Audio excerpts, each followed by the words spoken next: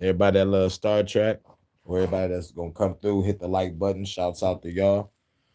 Hope everybody's having a cool day, cool afternoon, cool evening, cool night. You already know what it is. It's a Star Trek talk. So if you're down with Star Trek, get the stepping. In the words of Martin, from Martin, get the stepping. Real shit. Most people looked over this show. But let me tell you, this has been out since the 60s. So ain't no way y'all haven't heard of it. Y'all probably haven't heard. I mean, you probably have heard of it, but haven't watched it because Star Trek has been out forever. Star Trek has been out forever. Yo, you just heard it, but you never watched it. But give it a shot. Give it a shot. You already know what it is. Shouts out to everybody. Um, Let me set this on up and let's vibe real quick. Play some music real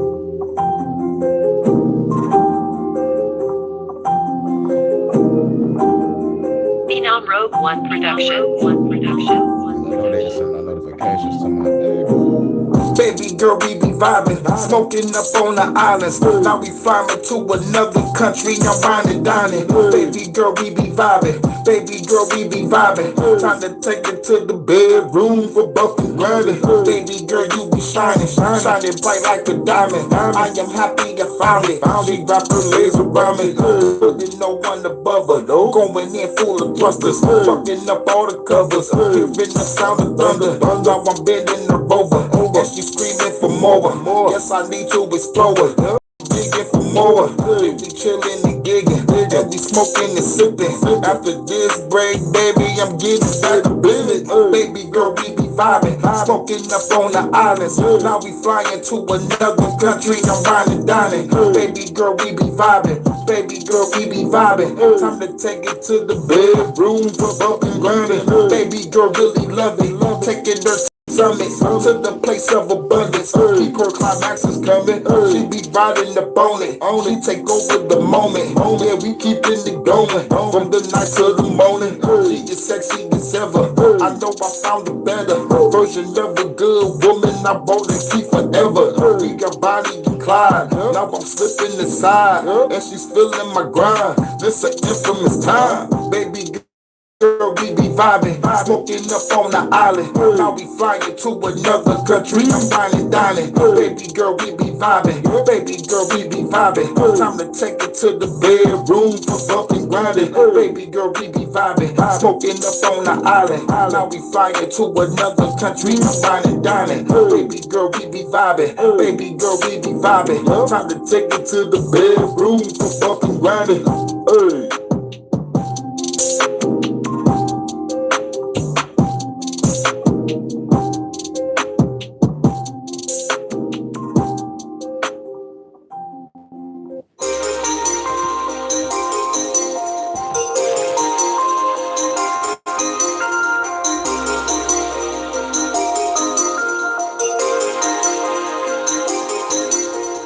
Smoking to this flow, drinking to this flow, vibing to this flow. Girl, it's time to flow. Smoking to this flow, drinking to this flow, vibing to this flow. Girl, it's time to flow. Smoking to this flow, drinking to this flow, vibing to this flow. Girl, it's time to flow. Smoking to this flow, drinking to this flow, vibing to this flow. Girl, it's time to flow. Smoke this weed, get lifted. Baby girl, about to get explicit. Yeah, we fucked in the kitchen. Yep, I got her addicted. Pass the weed, baby girl, about to hit this. Pour a cup, baby girl, about to sip this. After that, put her in position. Baby girl, you know I gotta hit this. Beat it off the frame, baby girl, can you feel this? She said, don't get a business. So I got up in the guts with a vengeance. Since this, when I give it all the business, all love, we made the commitment. Together, girl, we make a difference. Baby girl, you know I'm resilient. I want this vibe to be endless. Smoking to this flow. Drinking to this flow, vibing to this flow. Girl, it's time to flow. Smoking to this flow, drinking to this flow, vibing to this flow. Girl, it's time to flow. Smoking to this flow, drinking to this flow, vibing to this flow. Girl, it's time to flow. Smoking to this flow, drinking to this flow, vibing to this flow. Girl, it's time to flow. Got my drink getting lifted. Baby girl feeling so terrific. In the bedroom, she is gifted. Using magic like a mystic. Baby girl, you more than a mistress. Baby girl, you more than a temptress. Let me put the words in the sentence. Baby girl, wanna make you an empress. Let's vibe to the beat while I roll up. We smoke that motherfucker, know what? Got so many drinks for the pro up. Baby girl, you know you about to float up. Gotta speed it up and I slow up. Yeah, I'm getting up for her guts. Vibe to the beat, cause it's slow cut. Smoking this weed, getting toe up. Smoking to this flow. Drinking to this flow. Vibing to this flow. Girl, it's time to flow. Smoking to this flow. Drinking to this flow. Vibing to this flow. Girl, it's time to flow. Smoking to this flow. Drinking to this flow. Vibing to this flow. Girl, it's time to flow. Smoking to this flow. Drinking to this flow. Vibing to this flow. Girl, it's time to flow. Smoking to this flow. Drinking to this flow. Vibing to this flow. Girl, it's time to flow. Smoking to this flow. Drinking to this flow. Vibing to this flow. Girl, it's time to flow. Smoking to this flow. Drinking to this flow. Vibing to this flow. Girl, it's time to flow. Smoking to this flow. Drinking to this flow. Vibing to this flow. Girl, it's time to flow.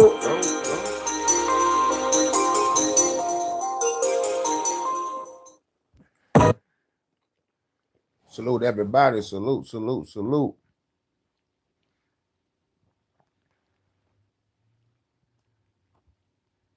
How everybody doing? Hope everybody having a cool day, cool afternoon, cool evening, and cool night.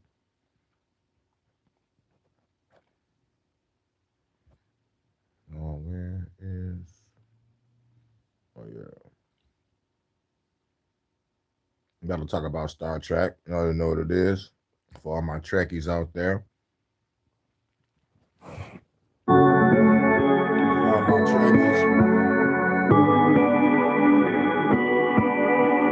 Keys of the land. Gotta take back on the keys to the land. Gotta take back on the keys to the land. Gotta take back on the keys to the land. This for my motherfucking G's of the land. Gotta take back on the keys to the land. Gotta take back on the keys to the land. Gotta take back on the keys to the land. Put the motherfucking G's in the bag. When my homeboy get the keys to the lab. I got everything that you need with the jag. Going overseas with the weed in the bag. How the fucking guns and the keys in the dash. Shot a cock, now you got a pee in the bag. So I pour a little put the beam on his ass. Now I got a way put the feed on the gas. Going faster than flash, speed on your ass. On the front line, I'ma lead with the mag. When they give a bed, I'ma kill on the gas. Automatic ribbons in the building with pass. Jump like pom-pom, real Kevin Nash. True with the leg like real Mr. Glass. Formulate the plan, I'ma kill all their plans. Gotta give a bed in the leads of the hand. Lead up the rangers if we need us a man. Can't get that, gon' bleed on the land. Revolutionary, I'm a G on the land. So negotiated, we don't need no demands. We're gonna take it back, RPG in the van. Blowing up shit, boom, boom on the land. Big coat coming Dr. Doom on the land. Super guy hand till you all in the sand. Everybody run when I pull up the hand. World military, they ain't gonna last. I'ma hit them all with a blast from the past. Do it so fast like I'm taking out the trash. Fuck Klaus Schwab, put his ass in the bag. Fuck Bill Gates, put his ass in the bag. Fuck Dr. Fauci, put his ass in the bag. Fuck Donald Trump, put his ass in the bag. Keys of the land. Gotta take back all the keys to the land. Gotta take back all the keys to the land. Gotta take back all the keys to the land. This for my motherfucking G's of the land. Gotta take back all the keys to the land. Gotta take back all the keys to the land. Gotta take back all the keys to the land. This for my motherfucking G's of the land. Gotta take back all the keys to the land. Back on the keys to the land. Gotta take back on the keys to the land. Let's go. Got it up. Naming her up.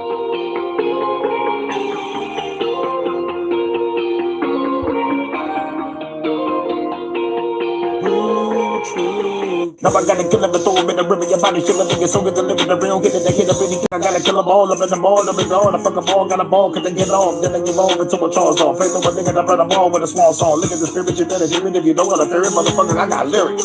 Lyrical, miracle, I'm the pinnacle. The winner for 3 minutes intervals. I'ma punch him like a disciple. Fucking you up, nigga, what's up? And take it never cuz. Shoot what you feel, to make you hot like never done. I got the store with a category limitless. Like Resident Evil, motherfucker, just call me nemesis. Probably be sentenced for my new booger genesis. Government tripping, I gotta kill him for the innocent. Breathe. Breathe. Breathe. Take the shot. Take the shot. Breathe. Breathe. Breathe. Take the shot. Take the shot.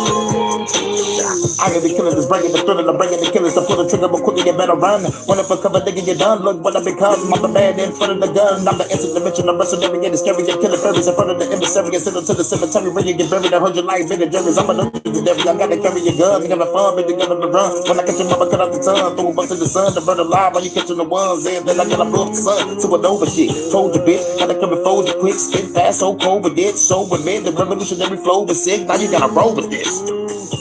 Breathe. Breathe.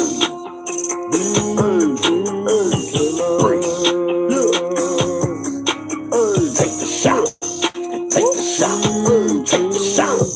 Breathe. Breathe. Breathe. Take the shot. Take the shot. Take the shot.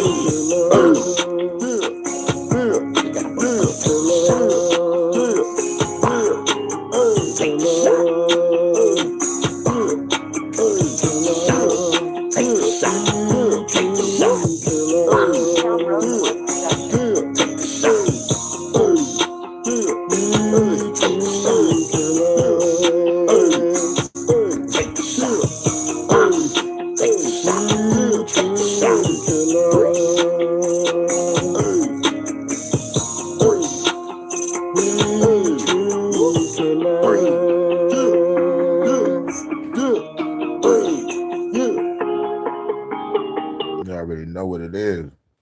Much love to the goddess Vonta. How you doing? Real shit. Hold on 1 second. Computer set me up. I said, computer, set me up. The Bluetooth device is connected successfully. Thanks, computer. Prepare to engage.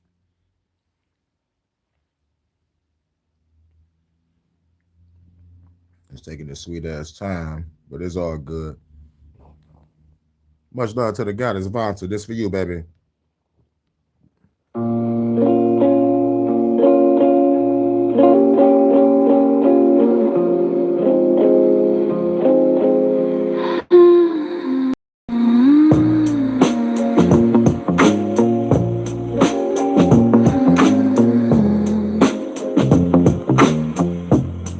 They watch us move,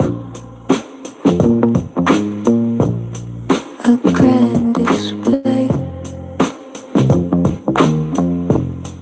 Each breath a cue, every word a game.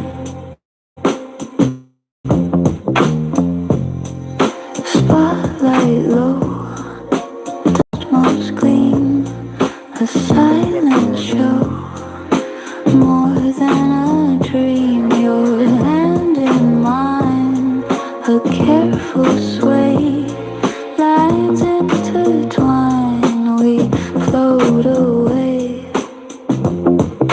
Land, precise, cold as ice. The dark ballet of your design, each measured step, a hidden sign, a hidden sign. Can't wait. Jesus, contract. Can't wait. Get that lawsuit mix. But I know what you got going. Damn, bro, this fucked up YouTube. The script unfolds, a twisted art,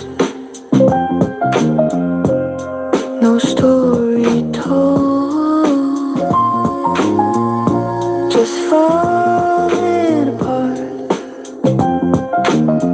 A calculated gaze across the room, through smoky haze, sealing your doom. Act, fate, pain. Yep. That's what's what's up. That's what's up.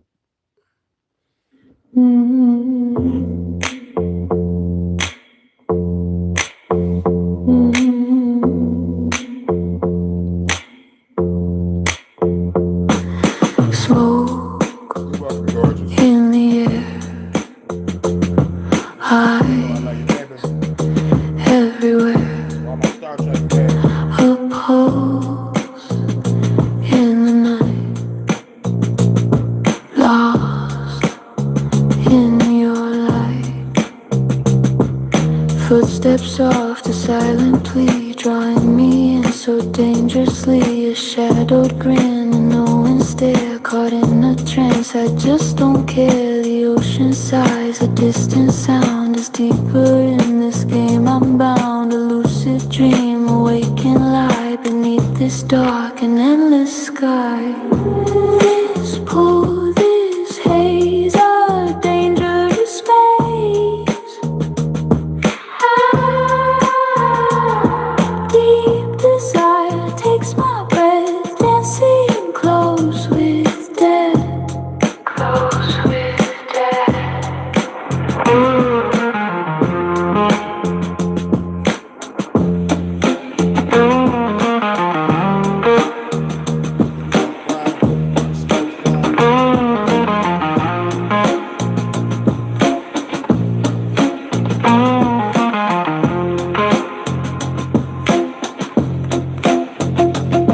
The scent of risk, a bittersweet upon this path. My bare feet meet faint spoken words, illusions bright, dimming the truth within the night. A dizzying spin, I lose my way, trapped in the spell of yesterday. No turning back, the choice is made in shadows deep, my soul betrayed. This pull, this haze, a dangerous maze. Deep desire takes my breath, dancing close with death. Dancing close with death.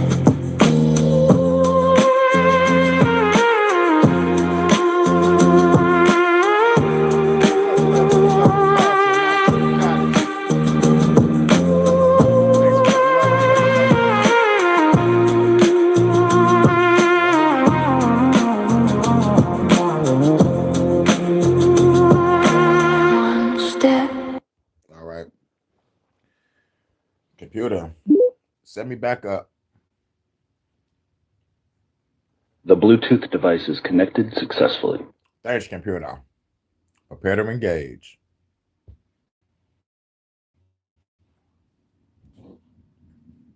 You already know I have to play it, baby. Now, this is for Star Trek fans, for the Trekkies. They call it Trekkies, Trekkers, Trek stars. Shit. Everybody down with the Trek? In the words of Martin, get to stepping, because y'all not gonna understand what the fuck we're talking about. I'm just saying it now. like real shit. So and real shit, I'm about to start putting disclaimers on all the videos. I'm like, if y'all down with religion, y'all down with this government, and y'all down with the left-right paradigm, get the fucking stepping. Because I'm going to say some shit that's going to fucking disturb you. I'm going to say some shit that's going to make you mad, probably make you cry, and probably make you unsubscribe, unfollow. I don't give a fuck. I don't come to this bitch with a mask. Click on my name and look at the bio under it. Revolutionary content, music, etc.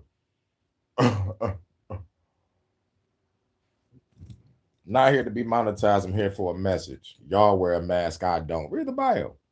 Think of my Cash App. And shout out to everybody to hit the Cash App. I still got to get this motherfucking this ad partnership going down. I'm still waiting on this shit. But like, I think my shit is fucking up, so I can be able to try to get paid on this YouTube shit. I can be able to get super chats, so I can put that money towards some goals. You feel me? But shit, like, it is what it is. I'm just playing a waiting game now. But this phone ain't shit.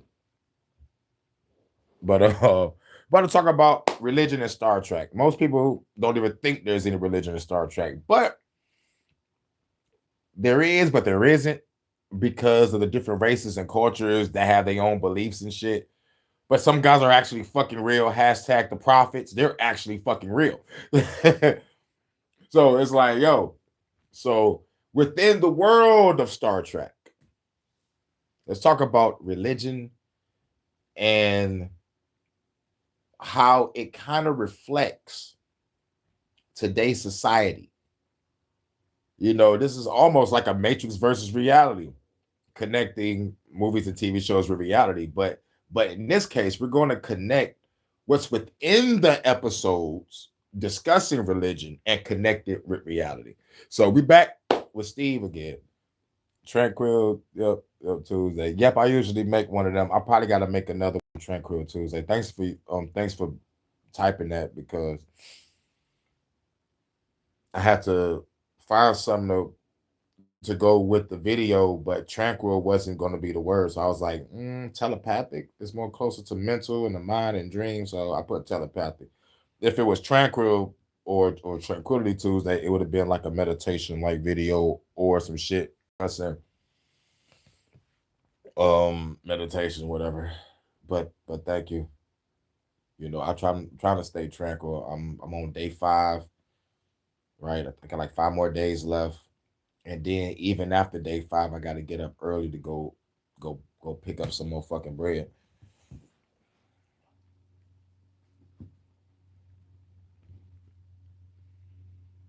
But shouts out to everybody.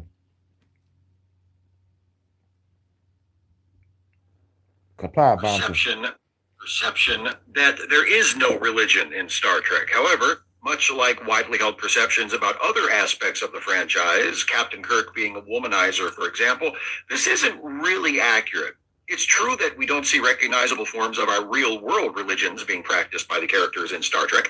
The relatively fleeting glimpses we get of Earth in the 22nd, 23rd, and 24th centuries don't show Christianity, Islam, Judaism, Hinduism, or other major modern faiths being practiced or even talked about, and that was by design. Roddenberry wanted to show that humanity had evolved to a more enlightened state by the time his show took place, and that included not only conquering problems like racism, gender inequality, nationalistic conflicts, and poverty, but also growing beyond superstitious beliefs, including religion, and embracing science and reason. But that doesn't mean religion doesn't exist in the world we see depicted in Star Trek. A few years ago, I made a video about how the Star Trek Deep Space Nine episode In the Hands of the Prophets models religious tolerance. And overall, Deep Space Nine is the Trek series that is the most interested in religion. We see the religious beliefs of alien cultures coming into play in many episodes throughout the franchise, and I'm going to talk about a few of those here in a bit. But all right, I'm going to stop right here. Baby, I need you to stay hydrated, keep a towel, and stay cool. I'm glad you home safe, and I'm glad you chilling. Because 94 Fahrenheit, man, they trying to kill people, baking people in the oven. I hope the elderly is doing cool also. I hope the family's cool. Stay hydrated. Don't pass out on me.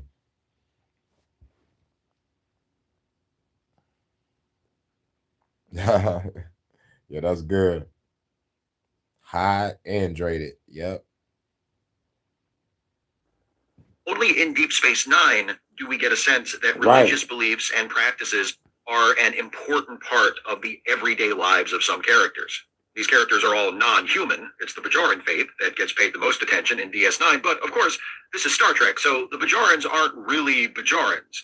Like all the other alien species depicted in Star Trek, they represent aspects of us, of our culture and history. Right, they represent aspects of us and our culture and history.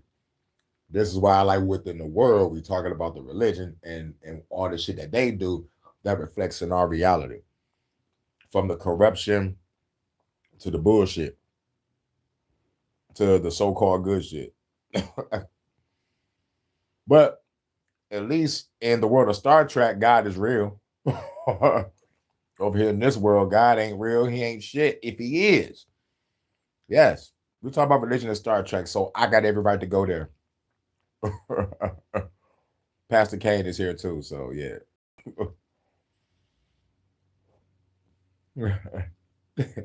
Thank you, baby.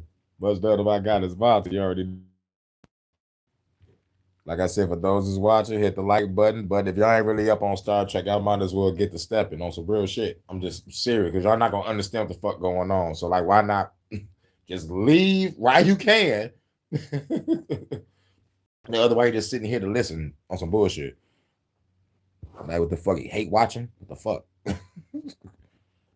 Captain Kirk himself says to Spock in Star Trek VI, everybody's human.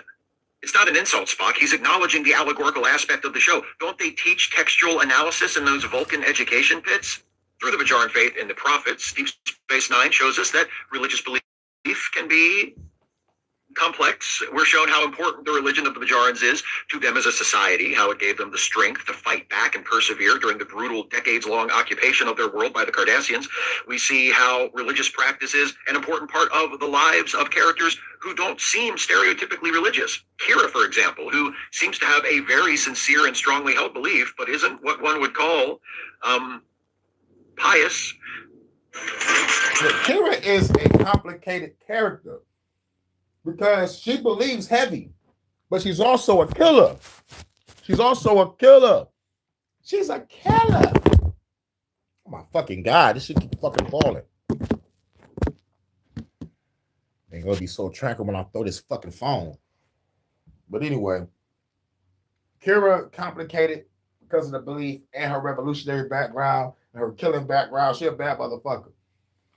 And she is the one that has to deal with the same emotions that motherfucking humans go through every day dealing with Christianity.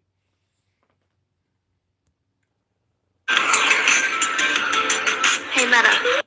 We meet heroic figures who are largely defined by their association with the Bajoran religion, including the wise and saintly Kai Opaka and Vedic Bareil. I know he's not the most charismatic fellow in the galaxy, but at the very least, he doesn't seem like a bad guy. But we also meet Kai Wynn, the embodiment. Kai Wynn, oh my God. Oh my God, man. I want to Kira to knock her block off. But her and Kira's dynamic and, yeah. She was perfect for that role.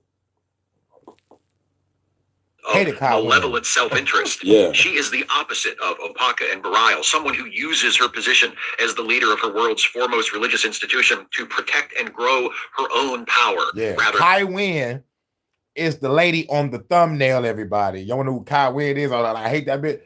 She's the bitch on my thumbnail. And Captain Sisko, aka the emissary, is like it's behind her back when he had his hair. Back when he had the hair. Now his bald head don't care. Hate Kai Wynn. But I love the actress that played her because you made me hate you. That means you're a good fucking actress. You're a good fucking actress. and to help her people or promote the values she claims to represent. Win stands for the dark side of religion, the side that seeks to use its influence to chain and subdue the faithful rather than enlighten and free them. She is Deep Space Nine's reminder that churches are just as vulnerable to corruption and just as capable of exploitation and abuse as secular institutions. Hopefully most viewers don't need such a reminder since we have the villain you love to hate. And there's a character on the show called Supernatural. There is a demon named Crowley, played by a great British actor. Or is he Scottish? I'm not really sure. But from the UK. Mark Sheppard. That's his name. Mark Sheppard. Woo, that motherfucker can act his ass off no matter what he playing. Mark Sheppard is the fucking shit. And I'm glad he left on his own terms because, like, he realized his character wasn't going anywhere. You know, so it was fucked up how they did him on Supernatural, but, like, he still left with his integrity. They didn't give him his final line, though, even though he put all his work in. But Mark Sheppard. But, yeah, Crowley went from Crossroads Demon to the King of Hell. And becoming a good guy and sacrificing his life for the greater good. But he was a villain that you love to hate. I watched that motherfucker do some wild shit. His mother is a fucking trip. Red-haired Scottish goddess. She little on the MILF side, but I hated her. But she grew on me over time. I'm like, I used to hate this, but why is she growing on me? And why is she starting to look hot? It's the red hair and the witch powers. More than enough And real life accent. examples of that sort of thing, but you know, it never hurts to make sure. This isn't the only example hurts of to make sure. DS9 exploring religion's dark side. Late in the series, Gul Dukat starts a cult, which is not only completely in character for him, but also enables the show to explore how religious groups controlled by nefarious people can leverage not only the credulity, but also the desperation of their followers in order to press them into sometimes inescapable intellectual, emotional, Philly and OG. physical servitude. Let's also not forget about the founders, the leaders of the Dominion, who not only Philly OG, cultivate the a building, mysterious, the building. all-powerful, godlike aura around themselves, but have also genetically engineered at least 2 species. Oh yeah, the cop's face when he had to get. I'm like, this motherfucker started a cult also. I'm like, man, go Dukat. That's a bad motherfucker. I need to talk about who is the best villain. I think Steve probably got a video of like the greatest nemesis to motherfucking DS9. But Go Dukat, it was on some big shit. It was on some motherfucking, shit. Cisco put it all on the line to destroy that motherfucking shit. But the lady of the founders, though, the motherfucking, damn. I keep on mixing the founders up with the prophets. Prophets are the guys, the founders are the shape-shifting bitches. I always mix that shit up for some reason. I'm so sorry. I know the Trekkies would destroy me for that.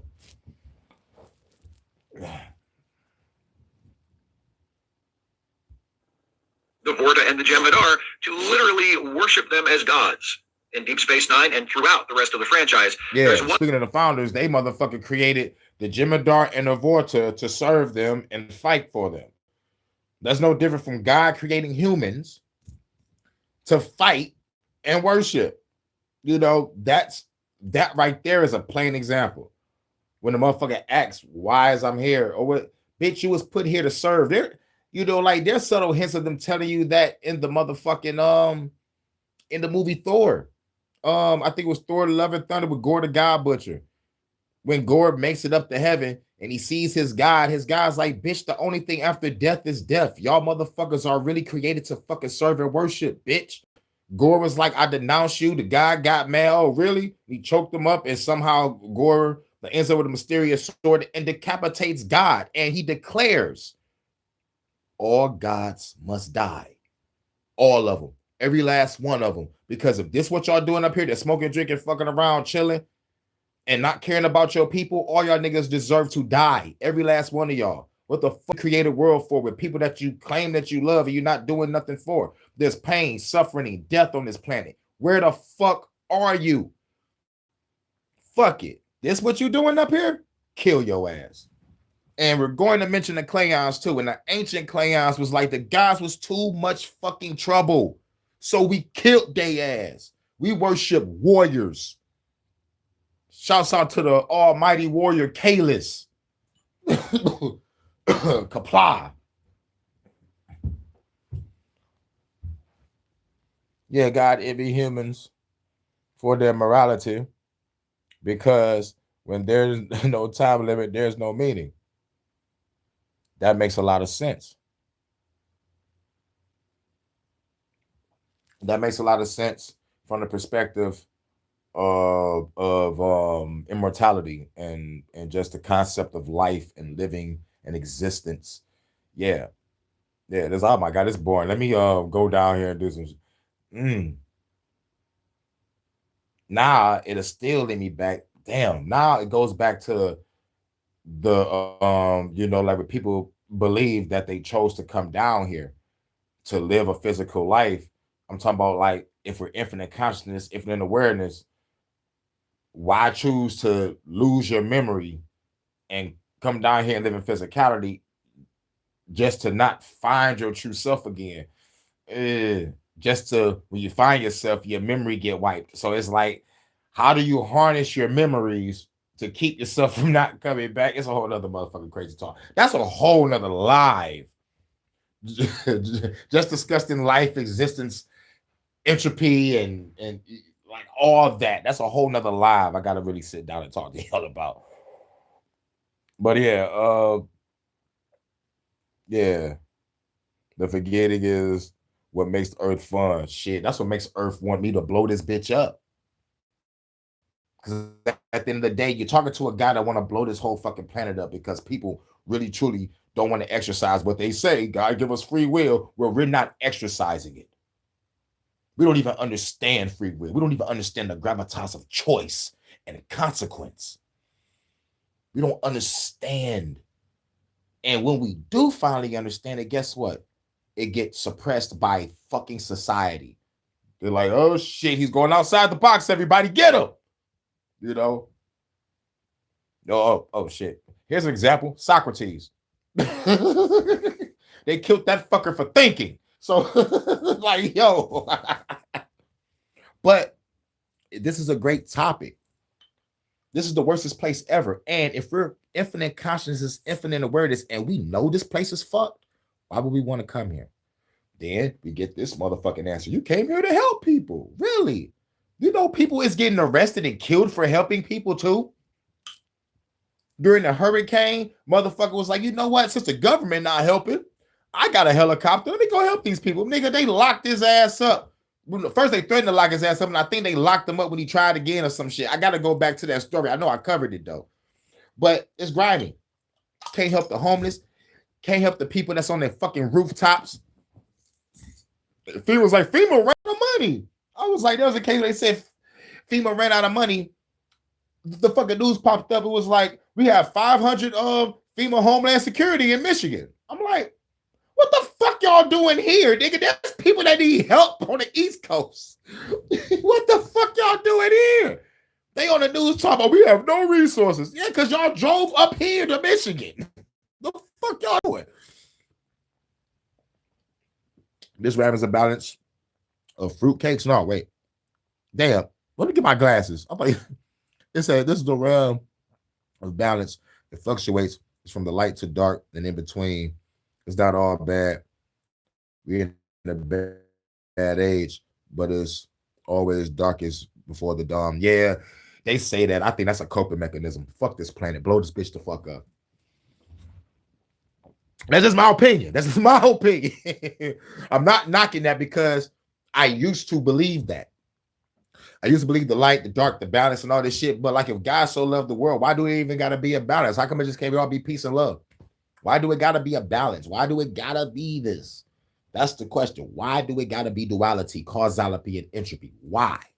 Why? When it can change and you see the result of a person that don't want to change, the person that has changed, and we've seen a person that just starting to become good or evil. We can stop all this shit in its tracks. But no, what God want to do? I'm going to play both sides of the chessboard. Hey, yo, Moses, I want you to go down and tell the Pharaoh to let your people go. And but I'm gonna hearken Pharaoh's heart to make your journey hard. Yeah, now get to it. You feel me? Playing both sides of the chessboard. So that's why I would kill God if he was real. And if he was to acknowledge himself today, I would be like, I will still not worship you. Because if you're here, then that Bible is real, then you a genocidal, homicidal maniac. I will never bow down to that. I'd rather motherfucking rule hell than live in heaven. But I'd rather blow them both up just to fuck with Christians, because if I don't fuck with God, they'll automatically think I fuck with the devil. No, I would kill that nigga too. Because if one real, the other one real. I'm killing y'all both. Because you know why I'm killing both? Because y'all playing tug of war with people's souls. Fuck me. I'm leaving myself out the equation. I realize I have to be karma in this situation. And without sacrifice, there could be no victory. I will put my life on the line to defeat God and Satan together. Beat they ass. Literally. With sheer human and spiritual fucking willpower.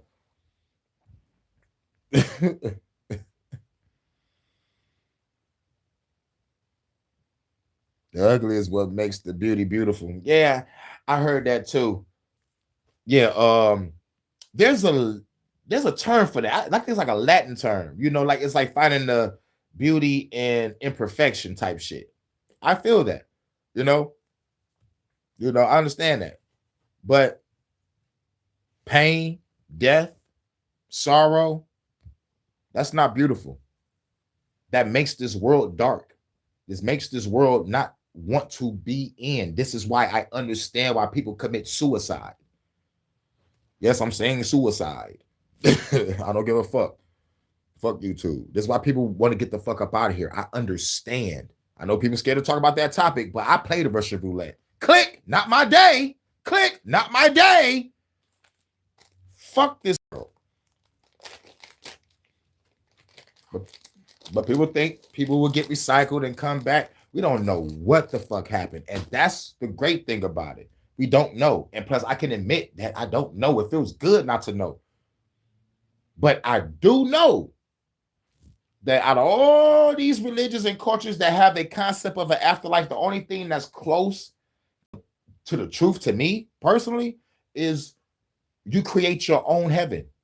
You take yourself out the reincarnation cycle. Create your own original thought, your own original heaven and reality in like within. You feel me? And your nervous system got to be in line also. The powerful ones are awful humans. Everybody's an awful human because we all have the capabilities of being it. And we all have the capabilities of being good. But it's the choices. It's the choices that people choose. People choose to be evil. People choose to be bad. People choose this. I don't believe in that possession shit or this motherfucking no. You are possessed by your own mind. You can probably possess yourself, but there could be cases of possession. But who's possessing you? The fucking ghost in the machine? Because I ain't seen none of that shit yet. I've seen these so-called fake clips. It could be possession. It could be a small possibility. But like at the same time, if these demons are so-called fucking powerful, and half of the world is already evil and dumb, then everybody is fucking possessed.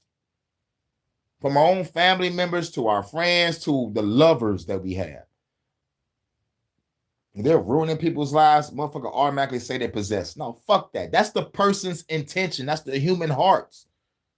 It's in their fucking heart. Just like it's in everyone else's. But we choose. We choose. Now you want to know why I want to blow up this planet? On some owl man shit.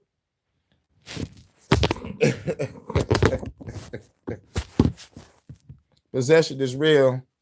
You never been possessed by an idea and then look back and like, damn, I really thought that.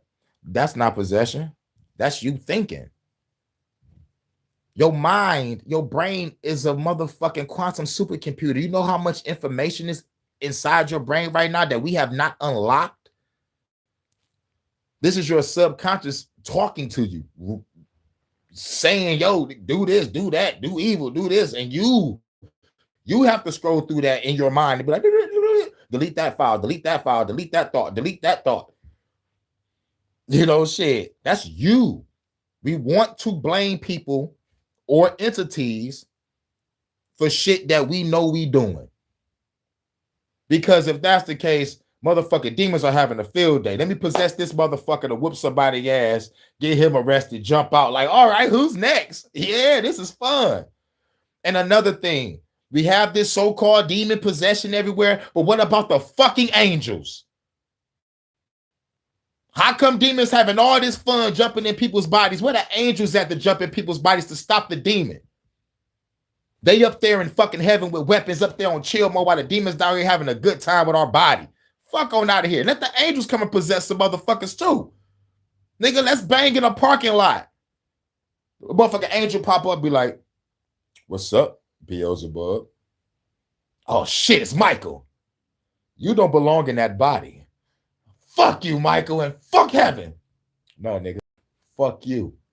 You want to scrap right here or you want to go to the alley? Because you know shit about to get biblical, right? Fuck.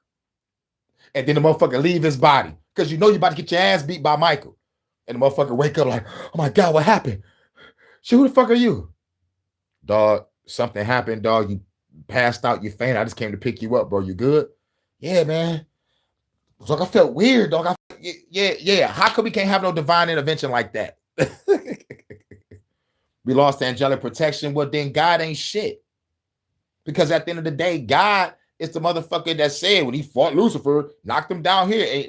What they called it? They called it a fucking prison for Lucifer, Satan, the devil. So why would God, that he so-called love his people, put him in the same prison of the person that he so-called killed? And why he just don't kill Lucifer to begin with? So we have no evil.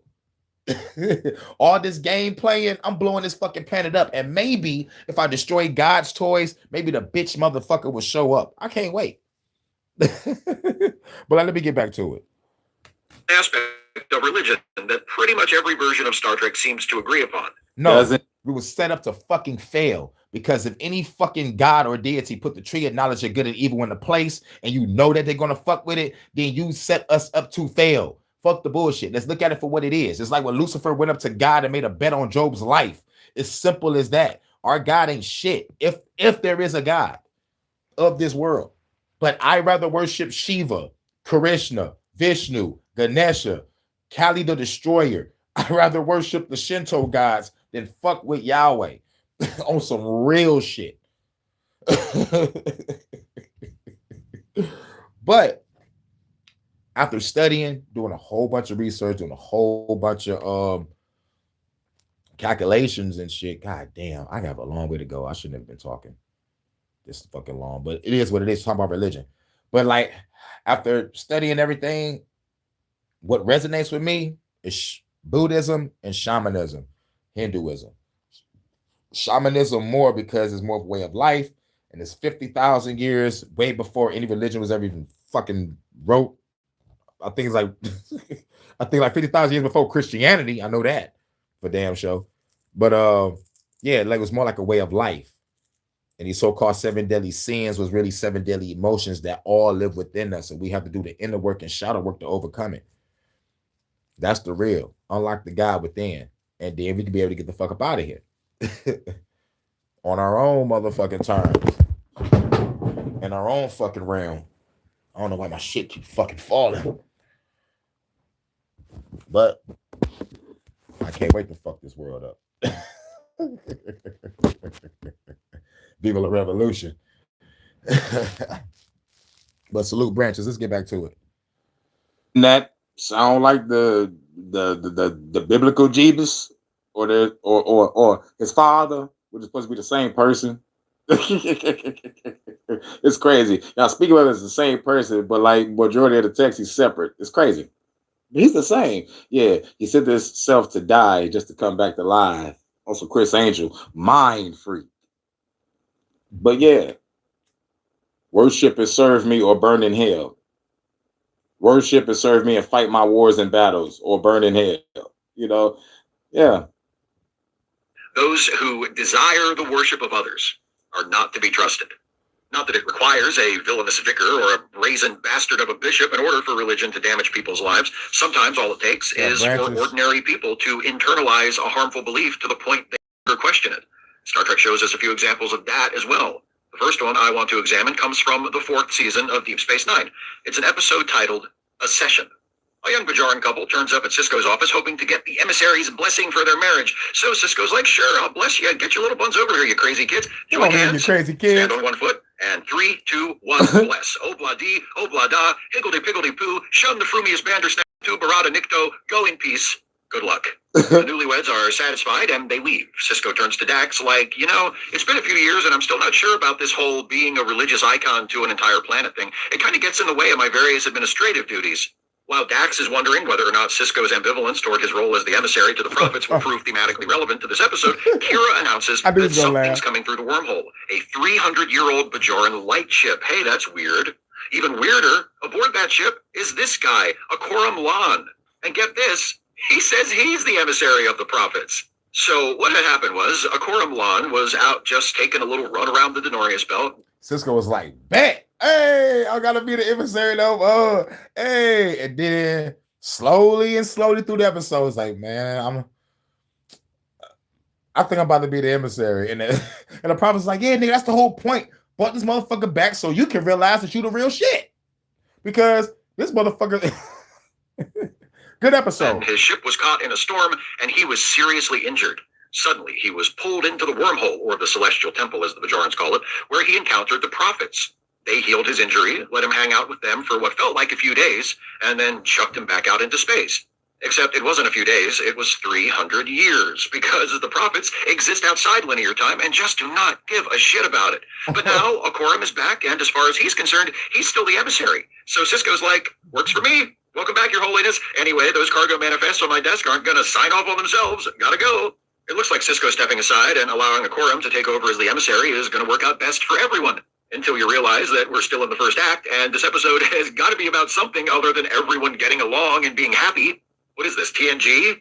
That was a cheap shot. Yep. In TNG, everyone got along, but they weren't always happy. Especially when you know who was around. And plus, we need to throw a cheap shot at motherfucking TNG because you should have never called this shit Deep Sleep 9, Deanna. I blame you, Deanna Troy. We got to take a shot because y'all first season, there's only maybe like 2 or 3 good episodes in y'all first season. And you're going to call us Deep Sleep 9, Deanna. That's why I want to fuck Beverly now. I loved you for a long time. So you said that shit. What? No. Not Q. The prophets are real. I seen it. I see how you got there, given the subject at hand, godlike being and all, but everybody loves Q. According to some of my fellow Trekkies, he's not even actually a villain, despite the number of times he endangered. Right. Right. He's not the villain. He's not the villain. As much as I want to make him the villain, but he's not the villain. He's not the villain. He's not the villain. But he is, but he's not. He's more not, because it's more like testing humanity. He's testing humanity. So it's fun for Q. Yeah, and real shit. If God was just up front like Q was up front, I would respect God more. I would respect him. Okay, we are a test for you. What's the test about? To see if you can motherfucking expand your human spirit, heart, whatever. Okay, cool. Are there any people out there that's motherfucking loyal and is even close to that? He's like, yes, there are a few. Okay, cool. So are we safe? The trial never ends. Okay, cool. So we on trial forever. Everybody, y'all need to learn how to be better people, do that inner work and shadow work, or this motherfucker can erase us from existence. He could warp the whole reality and motherfucking everybody be, in a Lives of our heroes for his own amusement. Yeah. Not sure how that's supposed to work, but whatever. You know who according to some of my fellow Trekkies, he's not even actually a villain, despite the number of times he endangers the lives of our heroes for his own. But whatever. You know who I mean when I say you know who. Come on. God damn it. Anyway, Akorum gives a speech on the station to all the Bajorans who have excitedly gathered to welcome the new emissary, who is actually the old emissary, but it was a long time ago, so none of them even remember. And Akorum is like, they told me about the Cardassian occupation. That sounds like it really sucked. So I think the best way for Bajor to heal its wounds and move on from that terrible experience is for us all to return to our rigid and arbitrary caste system. Thank you. See, it turns out that before the occupation, Bajoran society was organized according to predetermined social roles called Dajaras. Bajarans were born into a particular Dajara, and they pursued a particular way of life based on that. Some were born to be farmers, others artists, others priests, others, I don't know, what's another kind of job? Bank teller, filling station attendant. There's probably a Dajara for basement finishing contractors.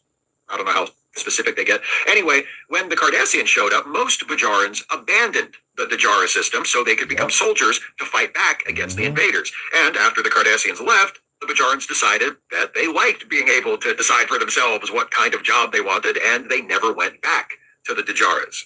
Akorum doesn't like that one bit.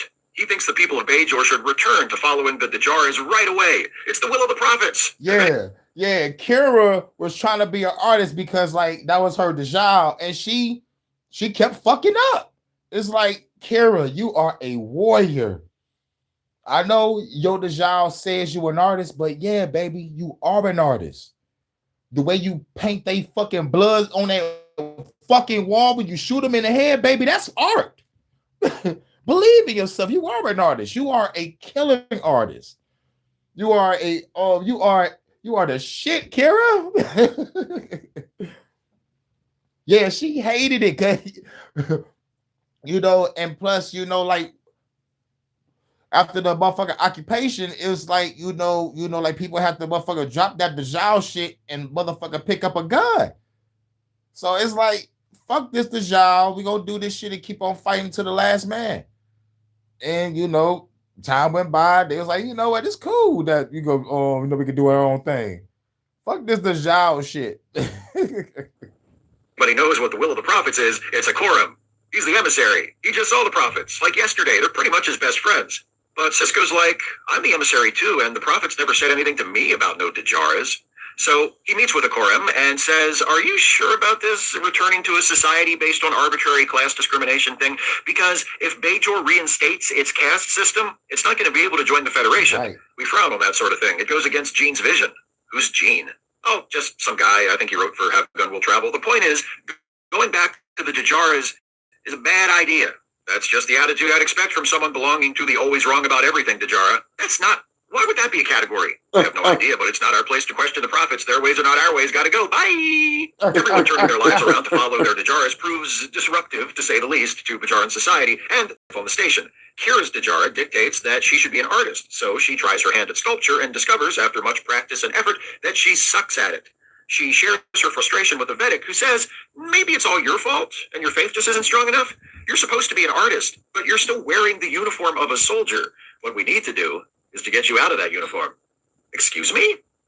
And then she pulled up on Sisko like, I quit. I'm about to go be an artist. I'm like, my motherfucking major, really? Girl, I need you. No, I didn't mean it like that. Unless, nope. Gotta go now, and just to reiterate, nope.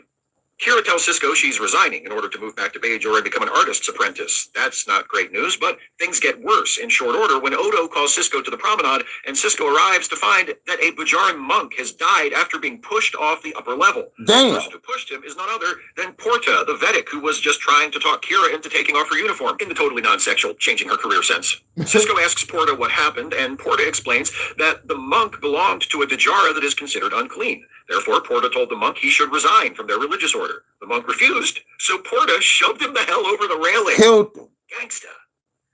And just killed him. He just like, so like you don't want to listen to it? Okay. What? I know that blew everybody's mind because how calm he was when he motherfucking said what he did. Also, very wrong. By the way, I neglected to mention that Sisko has had a vision of Kai Opaka, who told him that he doesn't know himself.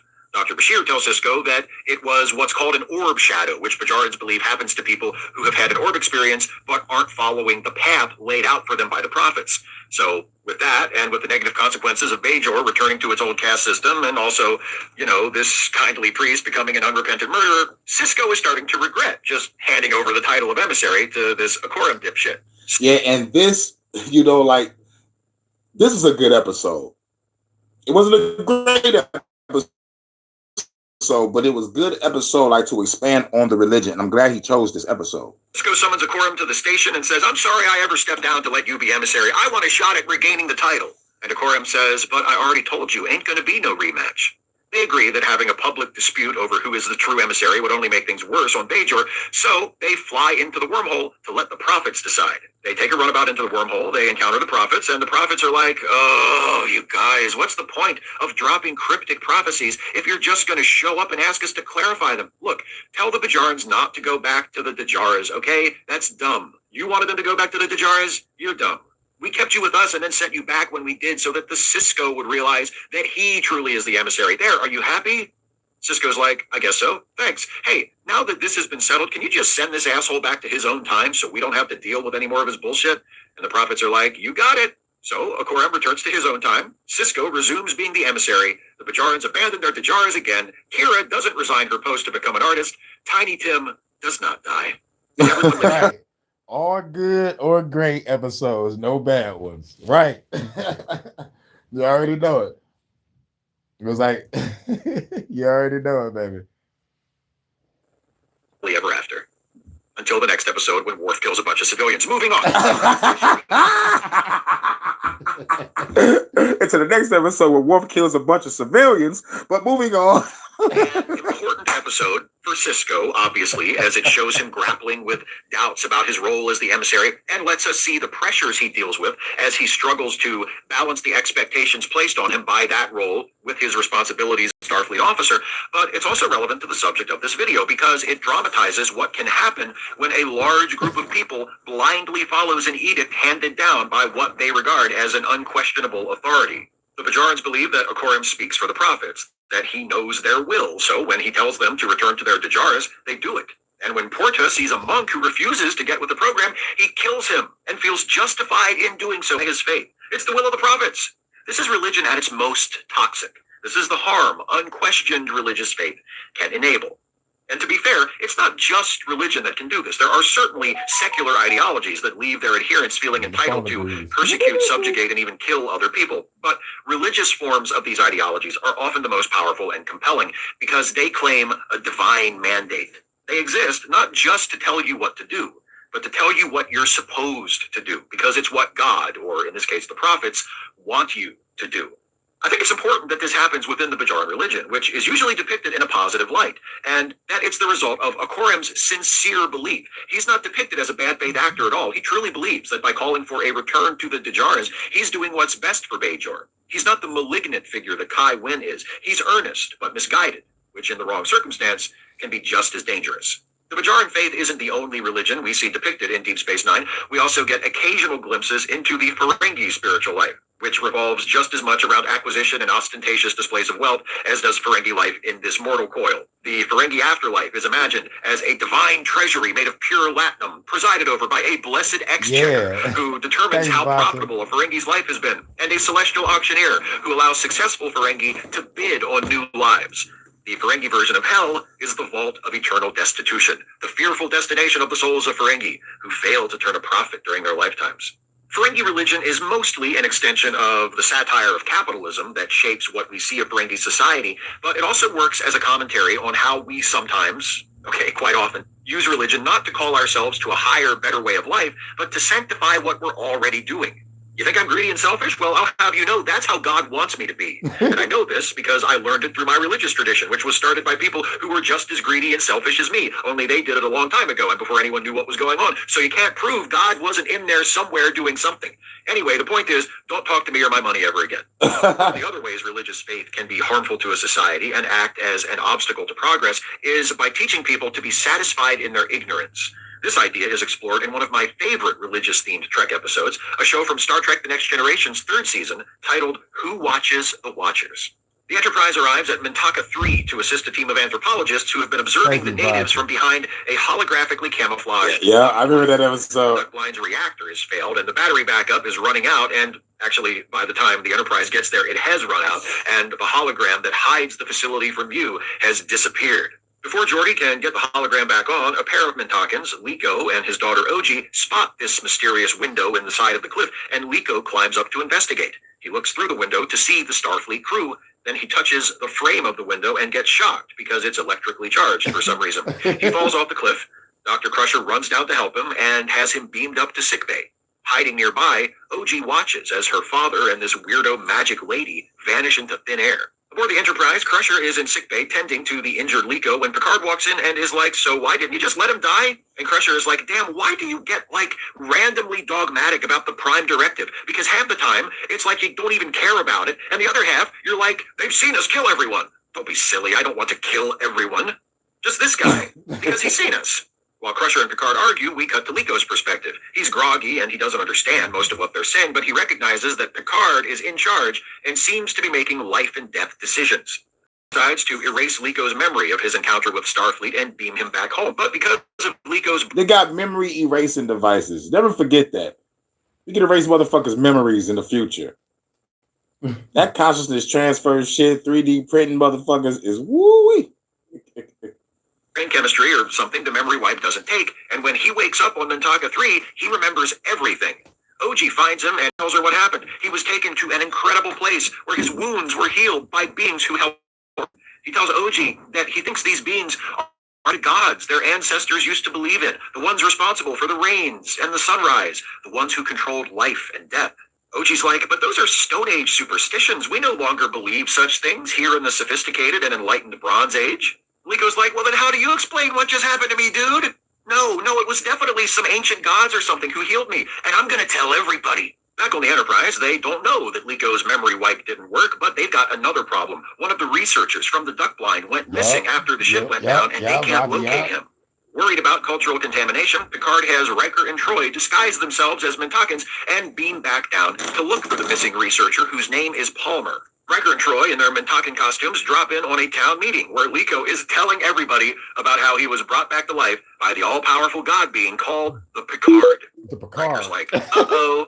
Hoping to quell the rapidly rising tide of Picard worship, Troy steps forward, announces herself and Riker as visitors from another village, and tries to talk some sense into these shithead yokels. She tells Liko, maybe what you had was a dream, and maybe your daughter saw you and one of these mysterious visitors disappear because she was also having a dream.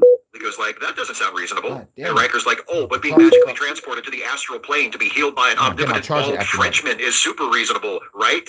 Which, I mean... it's actually not that unreasonable, given the fact that they live in a Star Trek show, but whatever, he's got a job to do, I get it. Unfortunately for Riker and Troy, right at that moment, a couple of Mintakans come walking in carrying Palmer. Right away, Liko is like, this must be the missing dude I heard the Picard mention while I was in heaven or whatever. I bet he's a servant of the Picard or something. We should keep him safe until the Picard comes back for him, and the Picard will be so pleased by our faithfulness that I bet he'll totally do us a solid because he's cool like that. Everyone else is like, sounds good to us. Hail the Picard! Troy sees everything going south in a hurry, so she thinks fast, steps forward, and says, hey, oh my god, you guys, you won't believe this. I mean, recent evidence suggests you probably will, actually, but anyway, I just saw another one like Palmer outside. He was heading toward the caves. Let's go get him. Hotels.com is where you go to choose from hundreds of thousands of hotels and earn rewards on every stay. It's exactly what it sounds like. Fucking ad. And while everyone else runs outside with Troy, Riker grabs Palmer and makes a run for it.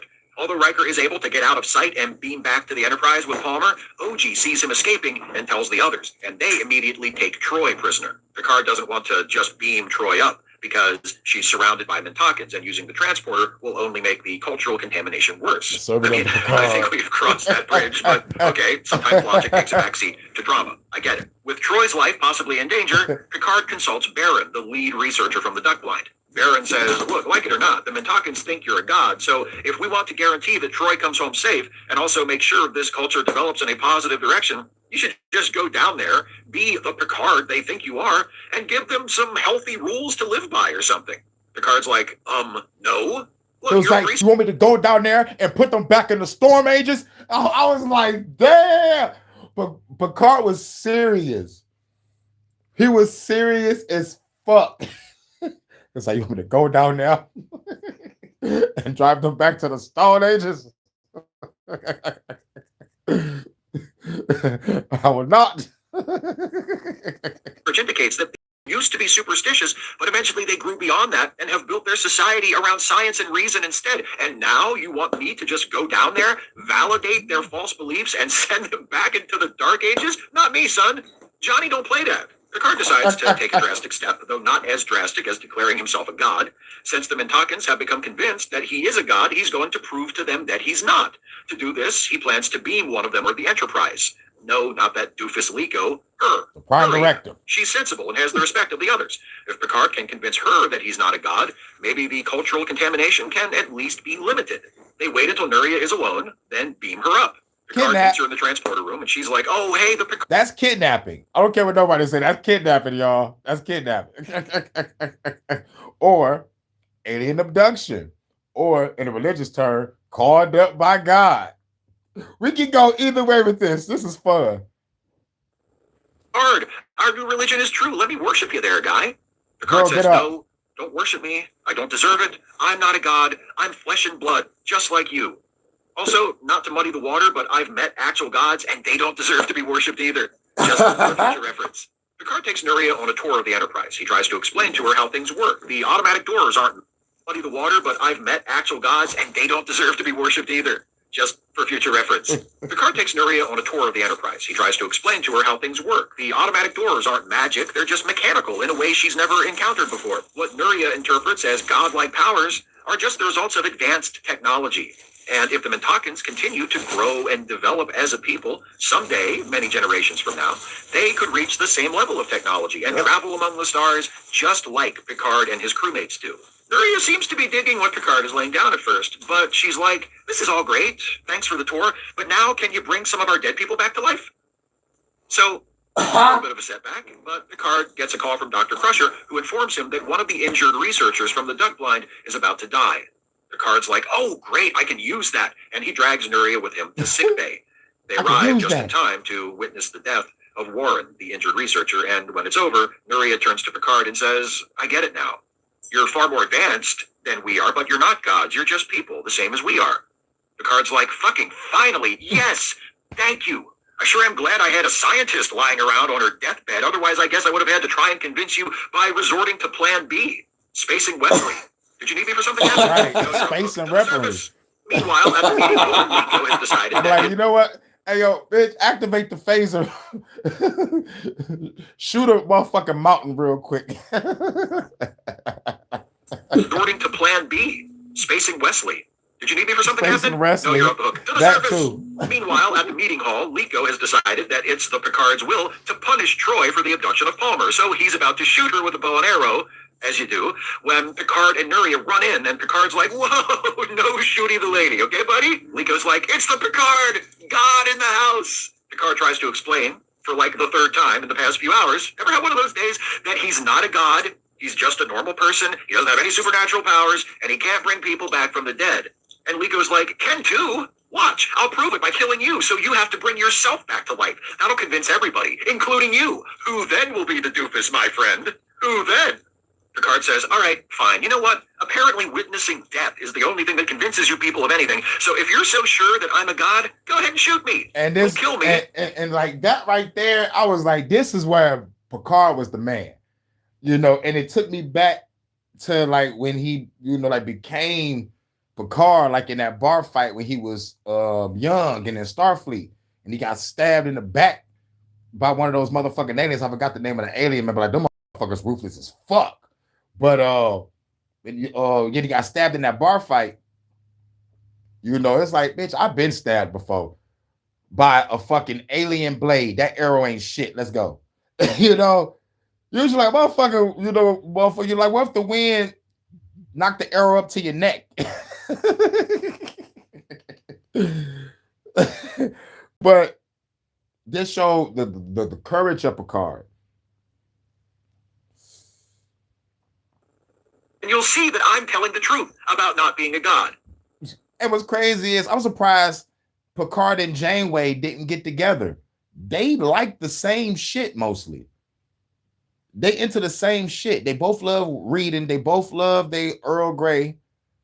You know, and they both love exploration. They both love, you know, exploring. You know, it's like, you know, like it was kind of crazy how they couldn't get together.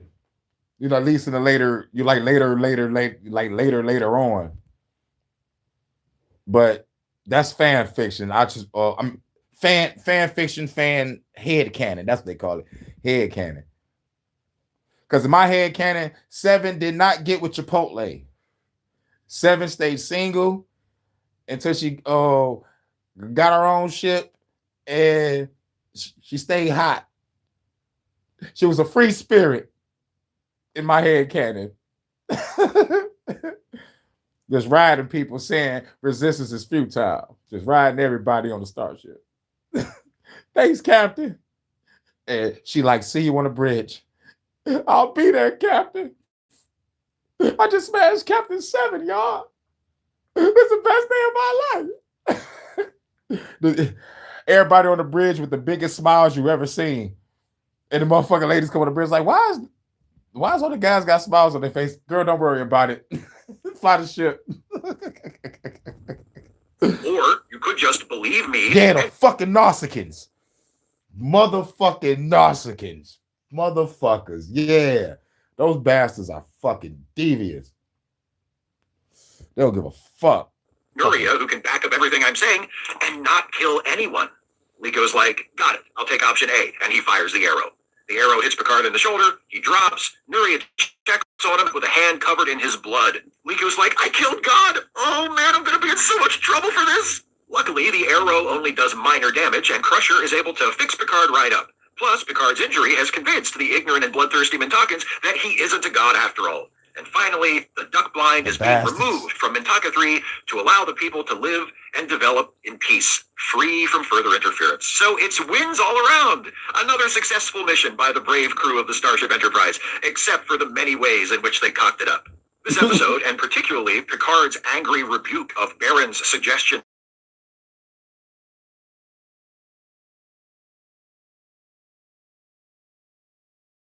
of which Captain Kirk can full of anything. So if you're so sure that I'm a... Ah, damn it. Ah, fuck YouTube.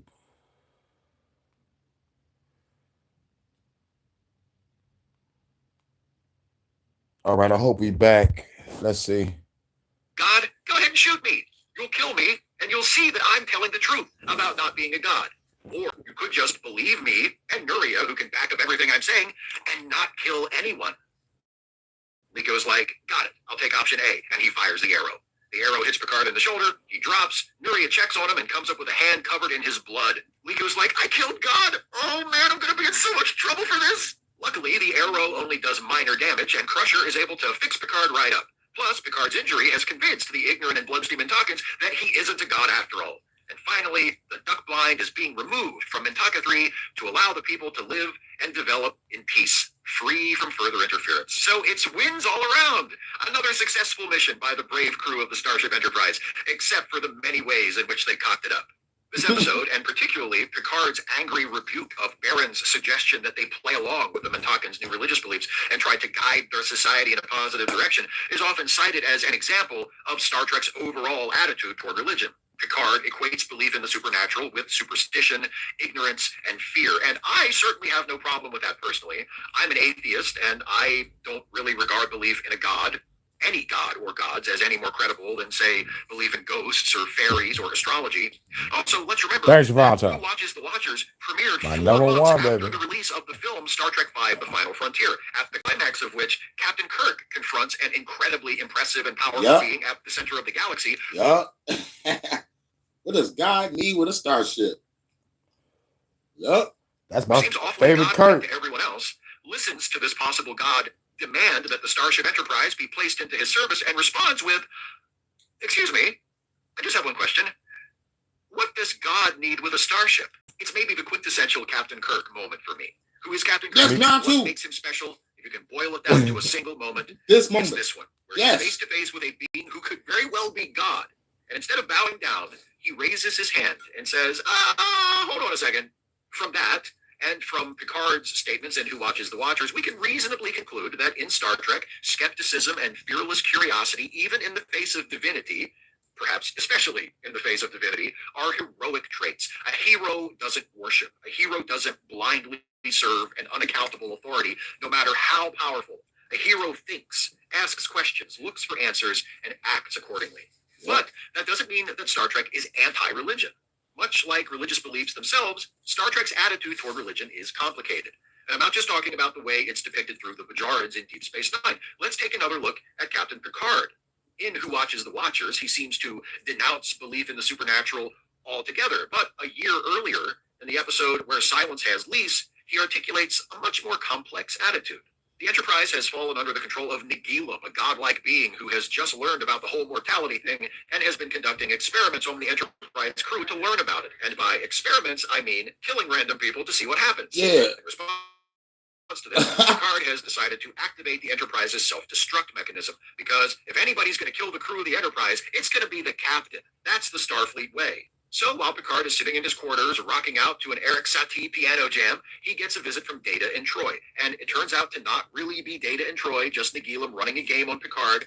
That's not relevant to this discussion, but I know if I don't acknowledge it, some nerd's going to leave a comment about it. So just relax, nerd. I've seen the episode. I know it's not the real Data who asks Picard about Yep, death. technology mistaken for magic. Not Yep. the real Data asks Picard about death. Specifically, what is it?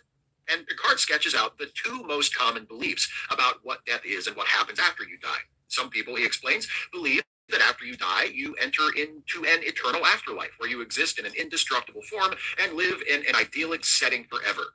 Others believe that when we die, we cease to exist, that our consciousness, our personality, our thoughts, feelings, memories, all blink into nothingness. But when Data asks what Picard believes, Picard says that he doesn't find either of those possibilities satisfying. That he thinks the true nature of our existence must be beyond either of those two beliefs, beyond the limitations of what we currently understand as reality. It's important to recognize that Picard's statement in Where Silence Has Lease and his harsh skepticism of the supernatural in Who Watches the Watchers do not contradict each other. It's not a case of inconsistent characterization of the writers deciding to make Picard into a different character. A rejection of the supernatural, particularly of the claims regarding how the supernatural supposedly manifests itself, is fully compatible with a belief in some kind of higher meaning, higher purpose, higher reality. I don't personally have such a belief. I'm a pretty straightforward meat and potatoes atheist. I believe the physical universe is Meat and all potatoes. there is no such thing as the supernatural. There are no gods or angels or demons or ghosts or anything else like that. And when you die, and that's the end. I'm not happy about it. I'd love it if there was such a thing as eternal life, but I see no evidence for it, no reason to believe it exists, no reason to regard such a belief as anything but wishful thinking. But you can still believe in the sort of transcendent ultimate reality Picard proposes in Where Silence Has Lease, and reject superstition and the super. You can still believe in the sort of transcendent ultimate reality Picard proposes in Where Silence Has Lease, and reject superstition and the supernatural. We reject belief in those things because there is no evidence, because claims of supernatural occurrences have all either remained unsubstantiated or been shown false. But Picard's belief in a reality beyond our understanding isn't based on specific claims or evidence. It's based on the idea that the true nature of our existence is beyond our ability to measure it or reduce it to rational principles.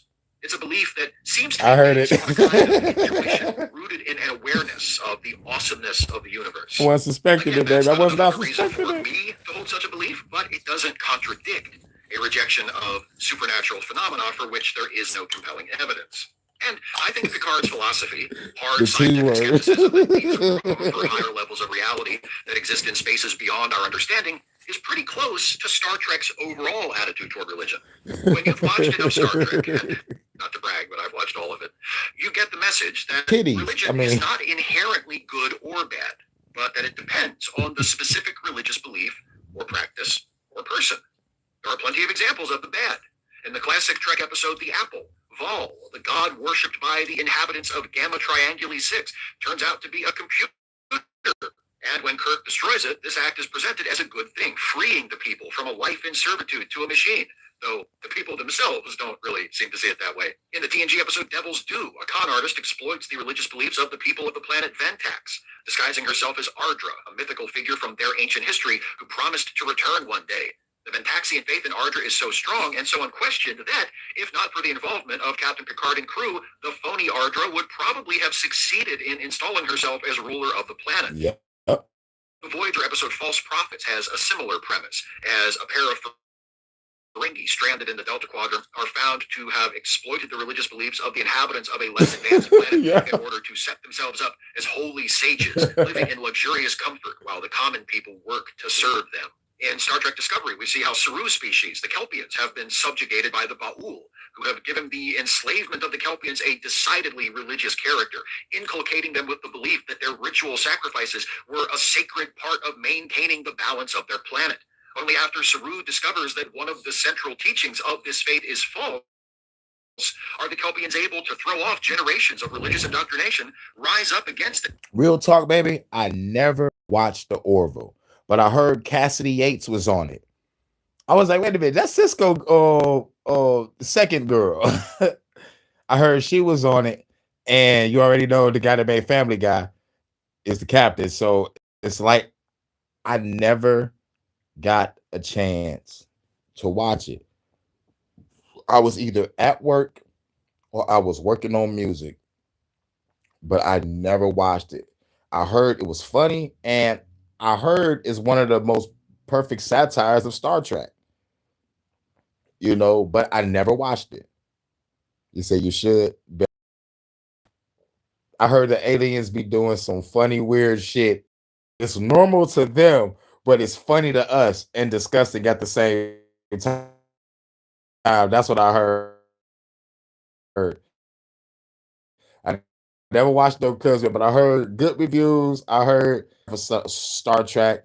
I heard good things about it. And Seth MacFarlane, you know, he knows his shit. But there's some flops that he got, like Cleveland Show was a flop. It was funny to maybe the first 2 or 3 seasons, but American Dad, fucking hilarious. And I heard the Orville is on the shit. So yeah, I'm gonna check it out. I'm gonna try to see if I can watch it for free online if I can. It was written to be a Trek series but rejected. Wow. So he just said, fuck it. I'm gonna just make this a fucking satire. Oppressors and claim their freedom.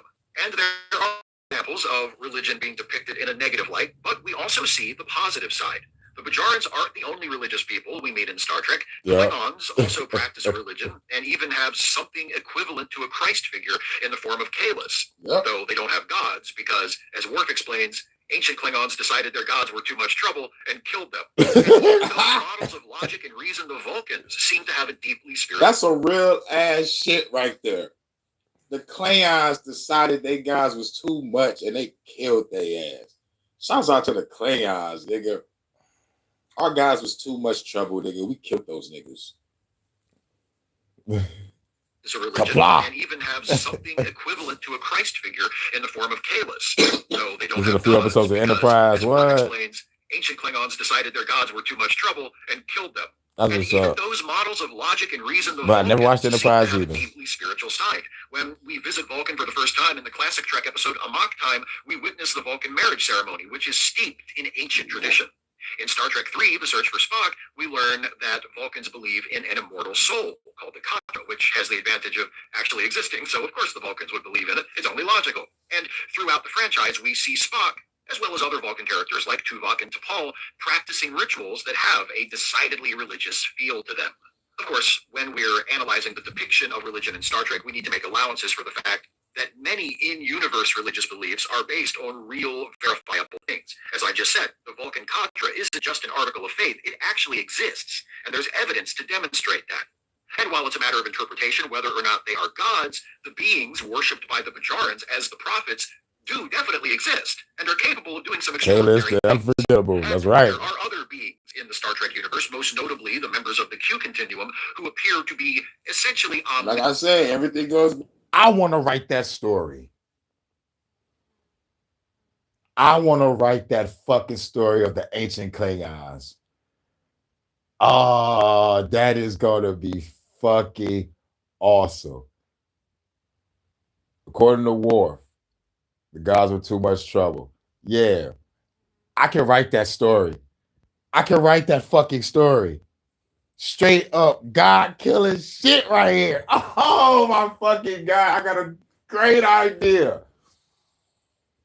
But I gotta go through some Trek history and grab up all I can when it comes to the ancient Klingons. I gotta grab all I can when it comes to the ancient Klingons. And then put together my own story. And I might have a goddamn series. It's gonna start off with Worf at his house, probably talking to the children, like, tell us the story of the ancient Klingons again. Okay, then.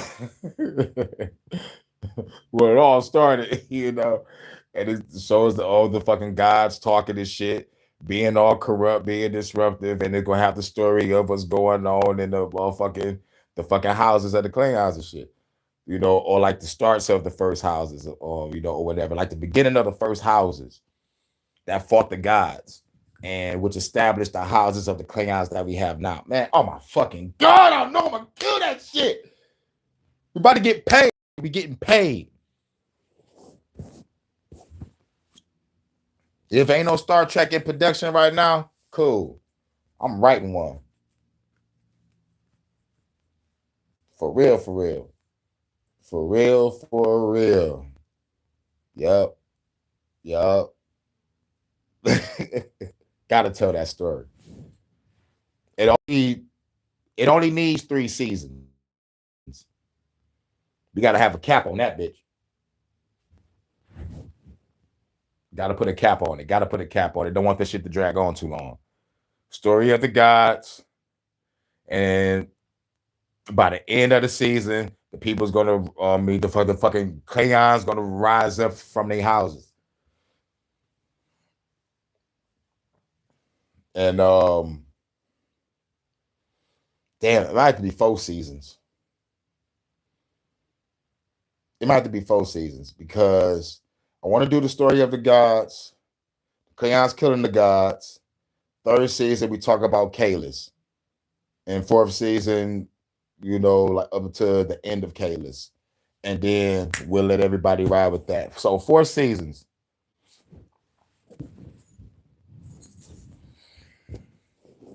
I dropped the coolest scene from the Orville community post. Ah, thanks, gorgeous. That's my baby. It's fucking cute. I knew he was going to mention cute.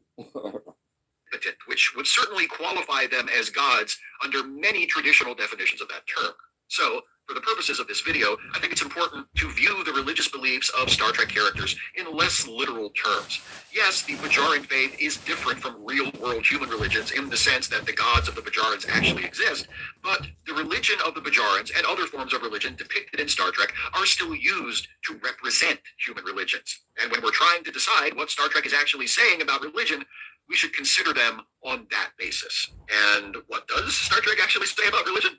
Well, as I hope I've made clear by now, lots of stuff.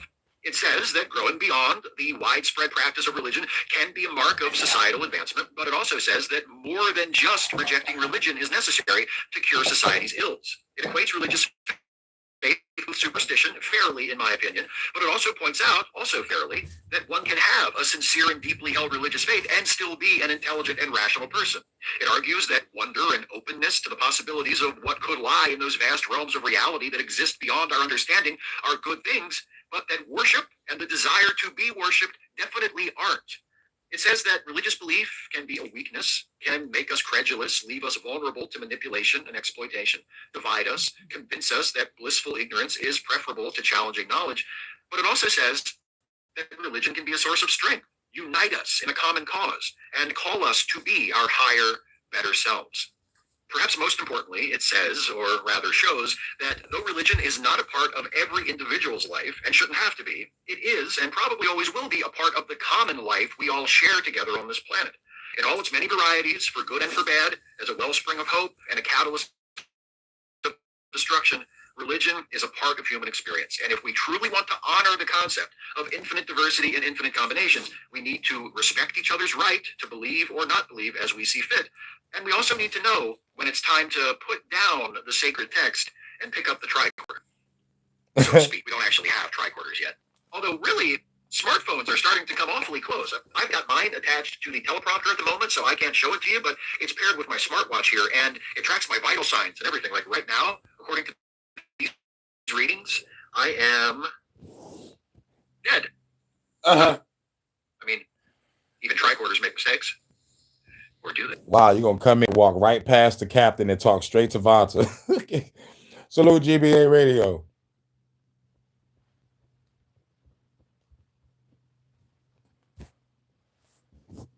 But that's the end of that.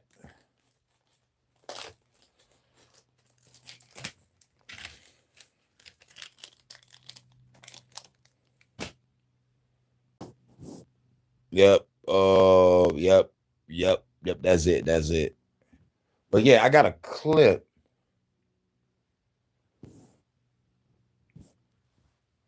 Yeah, for real, dog. How would you feel if you or your girl hosting a party and a motherfucker walk right past you and talk to your girl, how would you feel?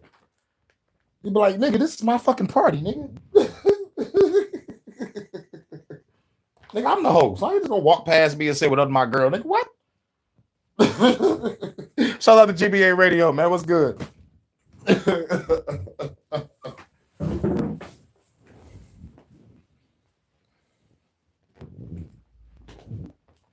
I told somebody else the same shit. I don't know who it was. It was somebody. I forgot.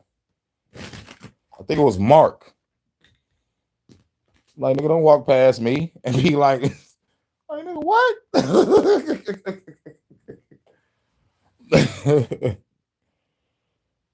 She opened the door with no, you just barged on in. The door's open for everybody. Everybody got a vortex manipulator to pop up.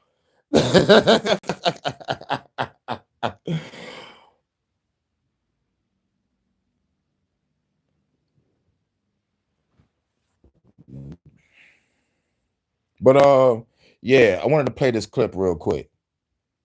Hold on, let me. Oh damn, this shit fucking up.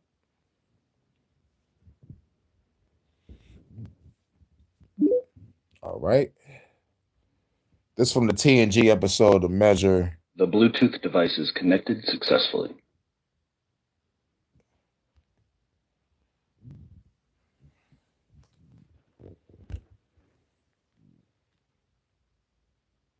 Would you enlighten us? What is required for sentience? Intelligence, self-awareness, consciousness. Prove to the court that I am sentient. This is absurd. We all know you're sentient. So I am sentient, but Commander Data is not. That's right. Why? Why am I sentient? Well, you are self-aware. Ah, that's the second of your criteria. Let's deal with the first, intelligence. Is Commander Data intelligent? Yes. It has the ability to learn and understand and to cope with new situations. Like this hearing? Yes. What about self-awareness? What does that mean? Why am I self-aware? Because you are conscious of your existence and actions. You are aware of yourself and your own ego. Commander Data, what are you doing now?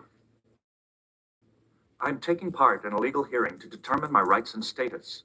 Am I a person or property? And what's at stake? My right to choose. Perhaps my very life. My rights. My status, my right to choose. My life.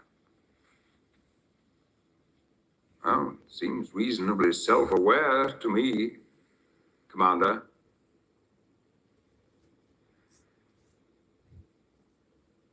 I'm waiting. This is exceedingly difficult. Do you like Commander Data? I don't know it well enough to like or dislike it. But you admire him. Oh, yes. It is an extraordinary piece of engineering and programming. Yes, you have said that. Commander, you have devoted your life to the study of cybernetics in general. Yes. And Commander Data in particular. Yes. And now you propose to dismantle him. So that I can learn from it and construct more. How many more? As many as are needed. Hundreds, thousands if necessary. There is no limit. Single data, and forgive me, Commander, is a... The new Star Trek could have expanded on this and had a data army, and like they could have been fucking destroying galaxies or some shit. It could have been a lot of great dark Star Trek expanded just on this episode alone. Because like Data was like, yo, we need Data. It's like, Data, you the shit. Let's break this motherfucker apart and make an army.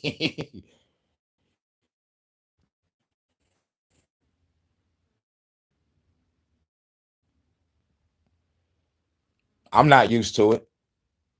That's like your girlfriend getting fired at every job you go to. What type of shit is that? You know? But I'm glad you're in good spirits about it, because I gotta be in good spirits about it, because like real talk, I hate that shit. I mean, I lost my fucking third channel.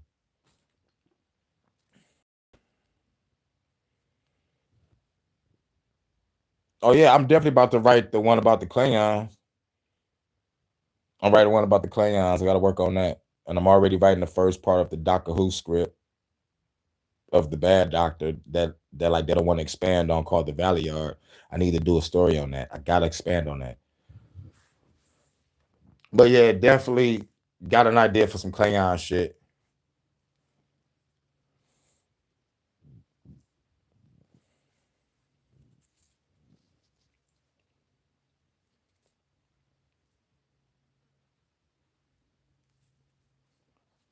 But let me get back to it. Curiosity. A wonder even with thousands of datas. Is that becoming a race? Yep. Will we be judged by how we treat that race? Now tell me, Commander, what is data? I don't understand. What is he? A machine. Is he? Are you sure? Yes. You see, he's met 2 of your 3 criteria for sentience, so what if he meets the 3rd? Consciousness in even the smallest degree. What is he then? I don't know. Do you? Do you? Do you?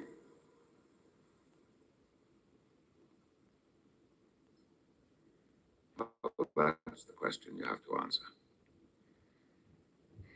Your Honor, a courtroom is a crucible. In it we burn away irrelevancies until we are left with a pure product, the truth, for all time. Now, sooner or later, this man, or others like him, will succeed in replicating Commander Data. And the decision you reach here today will determine how we will regard this creation of Oh, you're sounding like navigation. the kind of a people we are, what he is destined to be. It will reach far beyond this courtroom and this one android. It could significantly redefine the boundaries of personal liberty and freedom, expanding them for some, savagely curtailing them for others. That speech, the catalyst of the first episode, they like, we remember that shit. He said like there's gonna be people like him that will succeed in making that army. it's like Picard already knew. And so the Q show up like, what up, though, Picard? You know the trial never is. Be prepared to condemn him, all who come after him, to servitude and slavery.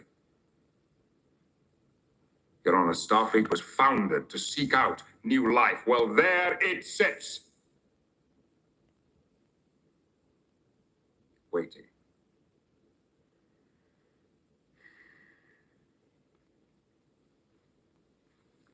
You wanted a chance to make law? Well, here it is. Make it a good one. Yep.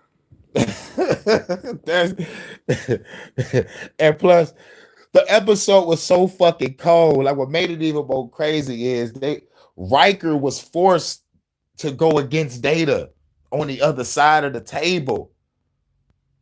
Picard had to defend. Oh man, I'm like, oh man, this is a good episode. This is one of the best episodes of TNG. One of the best. What is the definition of life? Hold on 1 second. You're gonna play one more, then we're gonna get up out The of here. Bluetooth device is connected successfully. What is the definition of life? What is the definition of life?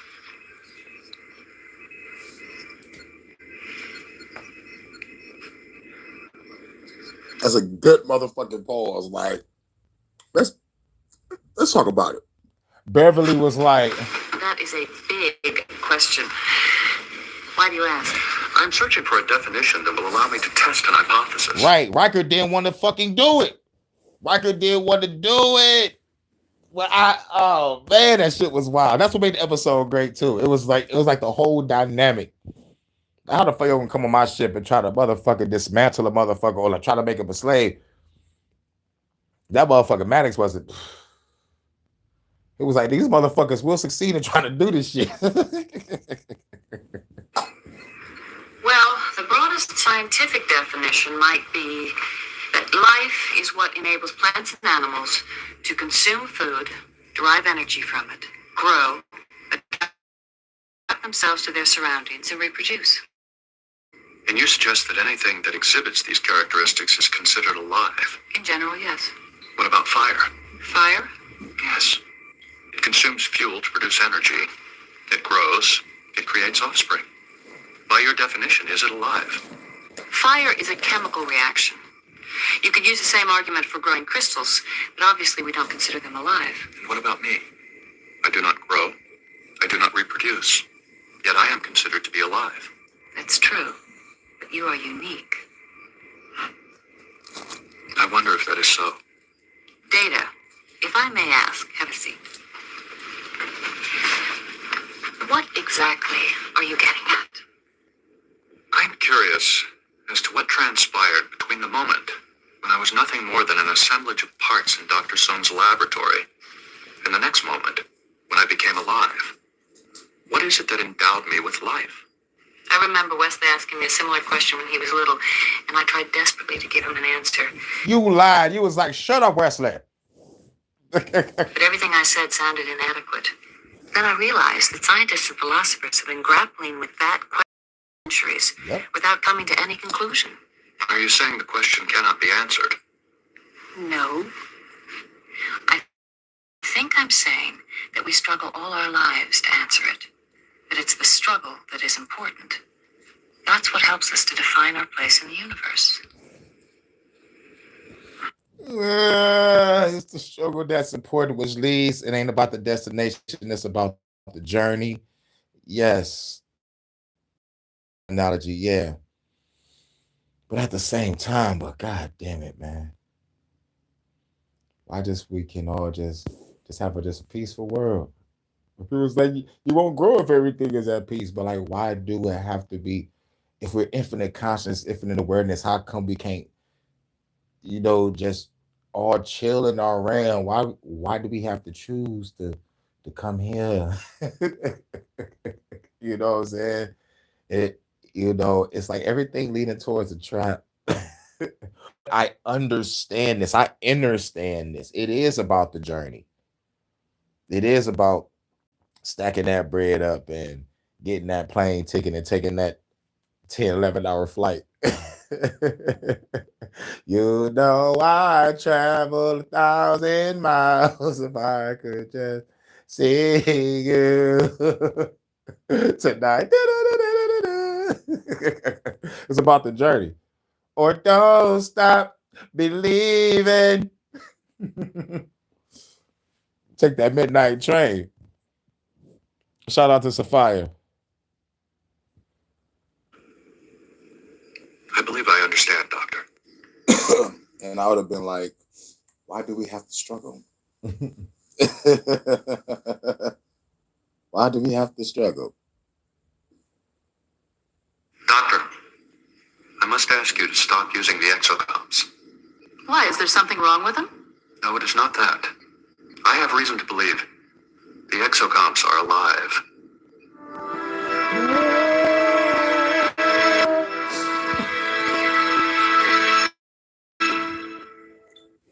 Will you tell us what makes you think that the exocoms are alive? Sir, when the exocom left the access tunnel prior to the explosion, it may have been attempting to save itself from destruction. Do you have any basis for that conclusion? Yes. When you attempted to override the exocom and send it back into the tunnel, it responded by deliberately burning out its control interface. Deliberately? The computer diagnostics showed that the exocom disabled its own interface. That could have been nothing more than a malfunction. However, 2 hours later, when it was back aboard the Enterprise and no longer in danger, it repaired itself. I believe the exocom was protecting itself. And if that is true, it has demonstrated an awareness of its environment and an ability to adapt to that environment. You're anthropomorphizing these units. Like any mechanical devices, they occasionally malfunction. One time I saw an exocom enter a reaction chamber for no apparent reason and vaporize itself. Is that supposed to make me think it was depressed and suicidal? Doctor, why is it so difficult for you to accept the fact that the exocom could be alive? After all, you're talking to a living machine right now. And I have nothing but the utmost respect and admiration for Dr. Soong's accomplishment. But his intention was to create an artificial life form. I created the exocoms to be tools. And there is a big difference between data and a tool. Doctor, There is a big difference between you and a virus. Woo! But both are alive. Woo! That was If the deep. possibility exists, no matter how slight, that these exocoms are life forms, then we must examine that possibility. Thank you, sir. And until we have a definitive answer, I believe it would be inappropriate to exploit the exocoms as laborers. Captain, that's absurd. If they are intelligent life forms, we have no right to force them to work for us. That's like me telling you not to use your tricorder. Tricorders aren't alive. Neither are exocomps. Clearly, these are difficult issues to resolve. We have to proceed very carefully. You said earlier that I am unique. If so, then I am alone in the universe. When I began investigating the exocoms, I realized I might be encountering a progenitor of myself. Suddenly the possibility exists that I am no longer alone. Man, that shit go. Man. And Data's journey. Like man. But shout out to everybody. We're gonna play a couple tracks and we're gonna get up out of here. I need to do the album release for Hurricanes. So I'll probably do that tomorrow. Ain't no Detroit After Dark tonight because I work late tonight again. I dropped my shorts for the fireworks. It took forever for that shit to download. That bitch ain't fucking get uploaded until like what 2, 3 in the morning. I think I'm like, man, these are supposed to be shorts. They're supposed to be done quickly.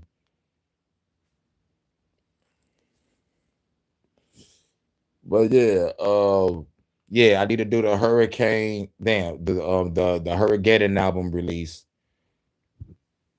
Play all 18 tracks. I should do that next, but I think I'm gonna just wait. I'm gonna probably wait till tomorrow.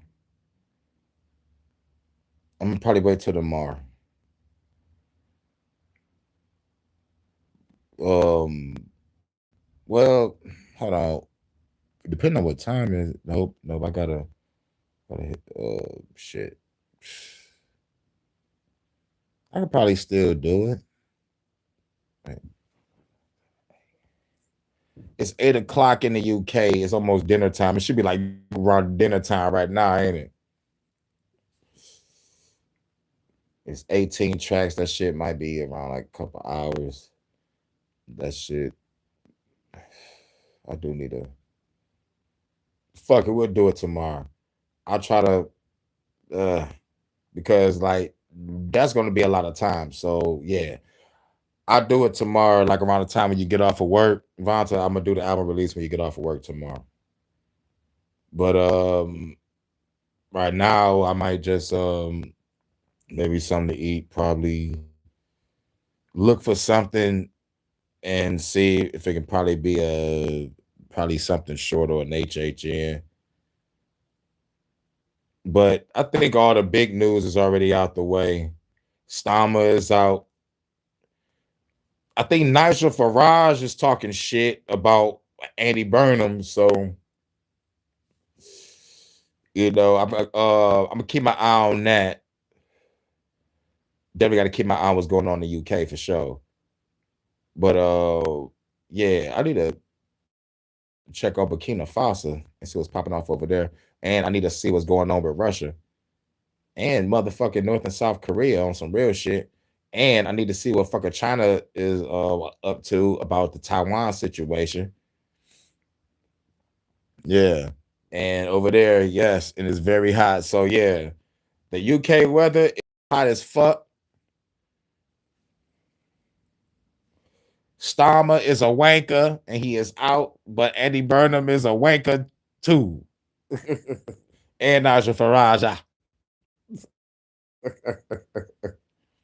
But yeah, see if I can probably try to work on some music, probably eat something, and get my chill on. If I start again, Vonta, I'll let you know. But we're gonna play some tracks. Then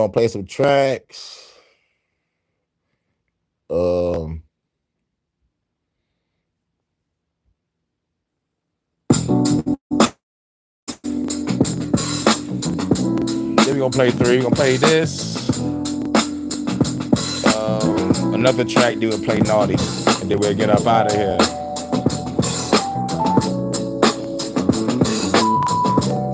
Another Star Trek line.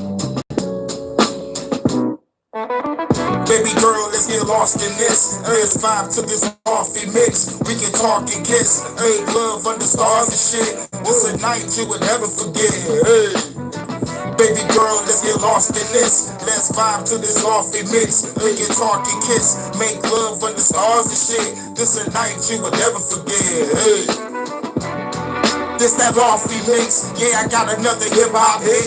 Yeah, baby girl, vibe to the beat, yeah, she love this mix. As a kid back, it's all real quick. Then go to the bedroom, baby, making love all night. Get it up, she gon' rock it tonight. With the key and during this, just start the engine, yeah, I'm zooming tonight. Slow it down for the cruise line, hey. Woo. Yeah, the mood is right, I know you wanna groove tonight. So let's move tonight, overseas in the Philippines. Take a walk on the beach and feel the breeze. Walking through my mind in the field of dreams. You my love, you my life, you my everything. One day, baby girl, you will get a ring. You, music, and the weed is all I need. Baby girl, let's get lost in this. Let's vibe to this offy mix. We can talk and kiss. Hey, love under stars and shit. This a night you would never forget.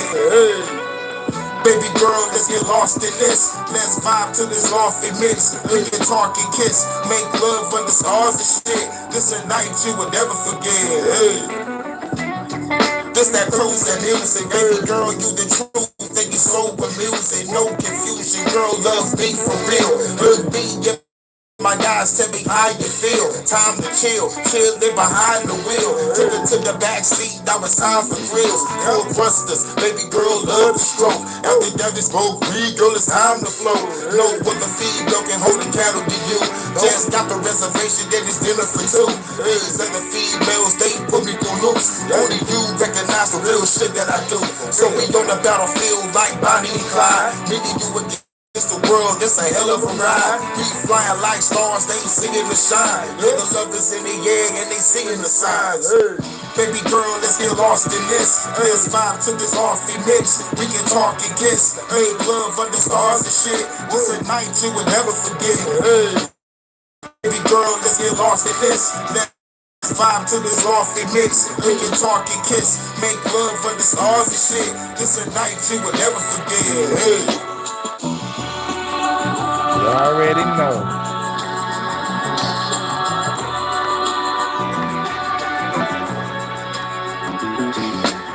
Nice video. Yep, we're gonna play this, then we're gonna play Naughty, then we're gonna get up out of here. I might have something later. Everybody get y'all chill, y'all smoke on, get y'all eat on. Shout out to everybody, GBA. It's a fire. This a breath of the ancestors. With this time of hawk, you get your head severed. Creep up in the building, get the fair records. My Beretta was gone, painted with the suppressor. Feel the pressure of heavy rains, nothing lesser. I'm the god of the storms, I control the weather.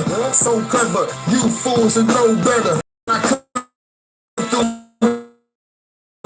flow better. Hip hop is forever. We take the government down, we write no letters. Take hold of the crime. Better. I turned this whole world into a Coachella. Pick up the pack of a pistol, pop you like people simple. People pack the pistols, the population of evil tremble. I resemble the revolution, no ancient temples. Haters better watch your tone, or they get dismembered. This a breath of the ancestors. Better watch your tone or get your head severed. This a breath of the ancestors. Better watch your tone or get your head severed. This the breath of the ancestors. Better watch your tone and get your head severed. This the breath of the ancestors. Better watch your tone and get your head severed. Cracking bottles overhead to make a wobble. Like a TV show, nigga, just change the channel. Genocidal, these lyrics might hold the title. Carry Bibles, my goons, they carry rifle. Very tribal, sometimes we very primal. 8 or 15, I'm killing every rival. They say it's mediocre. Cut you up into pieces and leave your body parts inside your easy sofa. Be the soldier, you see my soldiers, they creeping over. Parkour type shit, you see us leaping over. Jackie Chan, you understand, you catching hands. kick your ass through the van. I think he dead, man. Fuck a fizzle, the fragile fickle. Feel like I got a blast at the devil. Been quicker than anybody, nigga. Spit your body, your paw, and throw you in the river. This the revolution, you gotta deal with us. This the breath of the ancestors. Better watch your tone or get your ass out. This the better watch your tone or get your ass out. This the breath of the ancestors. Better watch your tone or get your ass out. This the breath of the ancestors. Better watch your tone or get your ass out. This the breath of the ancestors. Better watch your tone or get your ass out. This the breath of the ancestors. Better watch your tone or get your ass out. This the breath of the ancestors. Better watch your tone or get your ass out. This the breath of the ancestors. Better watch your tone or get your ass out. You caught me off guard with that one, Vata. Shout out to Steve that be doing these reviews on the Star Trek.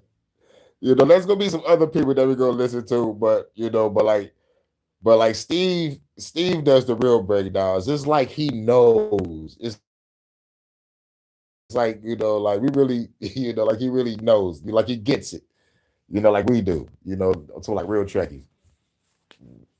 Yo, you already know. I got what you sent me too. You said you sent me a clip of the Orville, so it's probably under one of my community posts, or it's in the one of those shorts comments. It's probably on the community post. I'll check it. I'm mad that I don't get no notifications of when you send me shit. I'm real heated about that because all the notifications on for you send me messages. I gotta, you know, go check and shit. I'll be heated about that. It's like they just really trying to block a motherfucker. But that's your last community post. Okay. I think my last community post, I forgot. But yeah, I'm gonna check it. You said last community post. Let's get naughty. Then we get a coffee.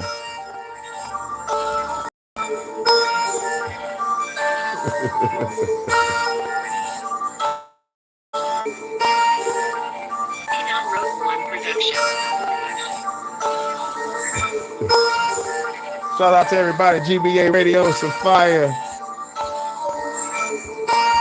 Everybody. Fellas, live. My God is sponsor. About to get naughty. Time like have a party. Time like have a party. Baby girl loving it. She about to get naughty. Get naughty. Get naughty. Baby girl get naughty. Baby girl get naughty. Walking in the club, baby showing love. See me on stage, tell that motherfucker love. Baby girl get you low, drop it to the floor. Pick it back up, baby, make that ass roll. Out of control, got me saying roll. Baby twerking on me, girl, you know how to go. Then the drop singing low, take it to the mo. Baby hop on it soon, let the door close. I'm the one that's a troll. Take proper clothes, pull out the camera phone. Wanna see you do the pose, put your tune video. Time to make a flick. Going full of thumbs when I'm giving her the dick. Baby girl, you the shit. Girl like a party with double bad chicks. Say fire like an arsonist. Baby, this a hit. Got another party mix. Call me Santa Claus. Had to put you on the naughty list. Time they have a party. Time they have a party.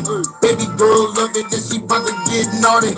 Time they have a party, time they have a party. Baby girl love it, then she about to get naughty, get naughty. Same time. Get naughty, naughty, get naughty. Same time. Naughty. Giving her the business, love it when I'm in it. Bring her ass over, that's her favorite position. Give it to her raw, going in the deep. Fucking all night, we ain't about to go to sleep. Vibing to the beat, I clap her cheeks. Baby girl straight and then she fucking up the sheets. She the beauty, I'm the beast. Eat her like a feast. Sweet cherry pie, baby, let me get a piece. Detroit after dark, did it in the park. Under the stars on the hood of a car. She adventurous, we up in the parking lot. Put up to the job, did this fucking on the clock. They ain't nothing good, we been to the drive-in. Treat it like a swimming pool, I'm about to dive in. This a party over here, got you fucking vibing. Grab a naughty girl, yeah, I'm about to slide in. Time to have a party, time to have a party. Baby girl love it and she about to get naughty. Time to have a party, time to have a party. Baby girl love it and she about to get naughty, get naughty, naughty, naughty, naughty, get naughty, naughty, naughty, naughty, get naughty, naughty, naughty, naughty, get naughty, naughty, naughty, naughty. Time to have a party, time to have a party. Baby girl love it and she about to get naughty. Time to have a party, time to have a party. Baby girl love it and she about to get naughty, get naughty, naughty, naughty, naughty, get naughty, naughty, naughty, naughty, get naughty, naughty, naughty, naughty, get naughty, naughty, naughty, naughty. You know what it is. Shout out to everybody. Star Trek Talk number 12. Bet y'all wonder, what was Star Trek Talk number 11? Star Trek Talk 11 was Star Trek After Dark. So, like, if y'all don't see, like, when I make the playlist and y'all don't see the number 11, just know, like, the 11th episode is the Star Trek After Dark. But on the next Star Trek thing we're going to talk about some dark. I had something, I already got it recorded, but I forgot the name of it. But it's like a shorter video. It ain't as long as this one, but like the one I really want to do, I just stumbled across it. What are the scariest episodes of Star Trek? I'm talking about like which episodes that really had us like, I'm scared. Like, holy shit. This is scary. This is fucking scary.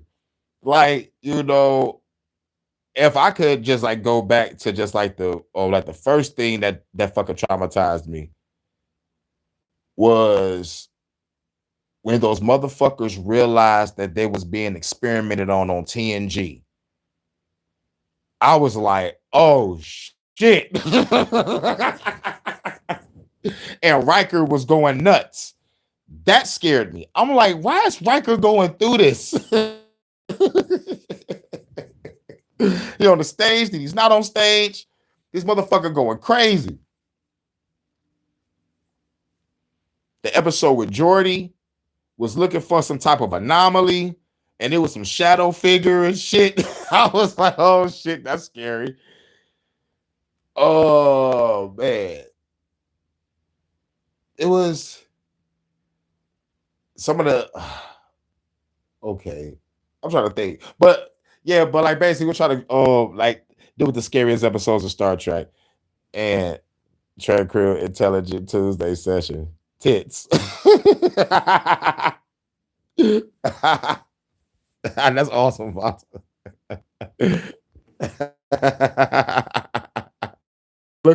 looked over and I saw this. You wild. That's the word of the day, huh? That's the word of the day.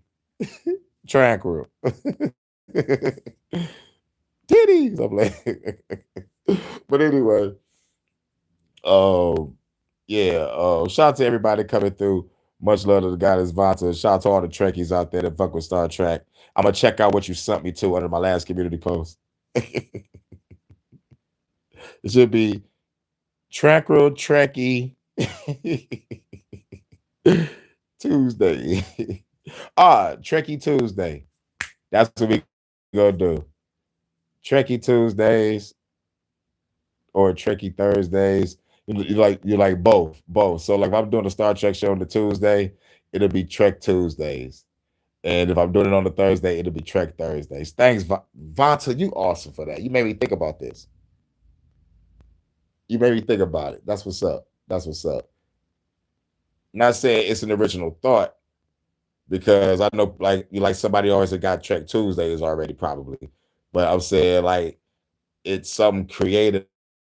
If I ever wanted to just have Star Trek talk 2 days out the week, it'd be Tuesdays and Thursdays, you know, and they'll go with the, you know, Trek shit. So like, thank you for giving me an idea on what I might do in the future. So like, thank you for that. I'll come up with something naughty for it.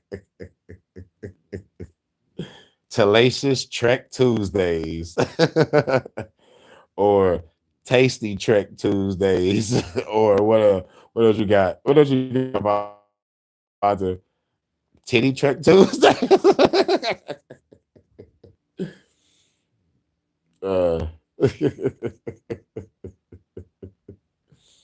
Oh, but shout out to everybody. I'm gonna catch y'all on the next one. Hope y'all have a cool day, cool evening, cool night.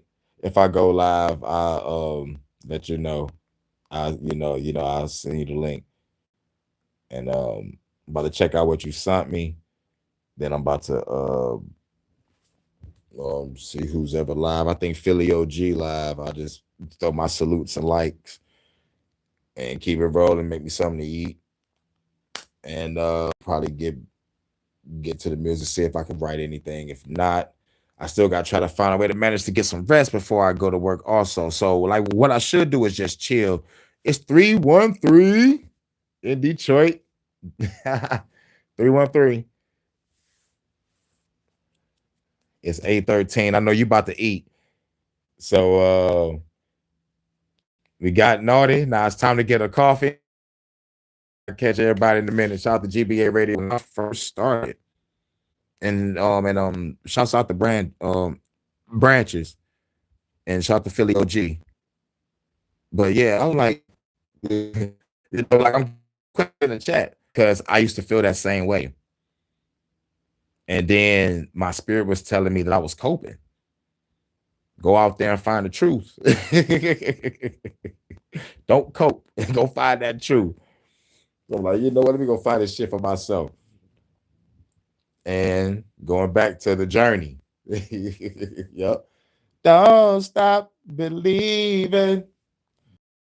Hurricane 313. All right. Shout out to everybody. It's been a great Star Trek live. We talked about religion mixed with Star Trek and connecting it with what goes on. Watch out for the Kai Winds out there. Those Kai Winds ain't shit. And watch out for the Gold Dukat cults out there too. But shouts out to everybody. Hope everybody have a cool day, cool afternoon, cool evening, cool night. In the words of the lovely Vanta, live long and stay naughty. We out.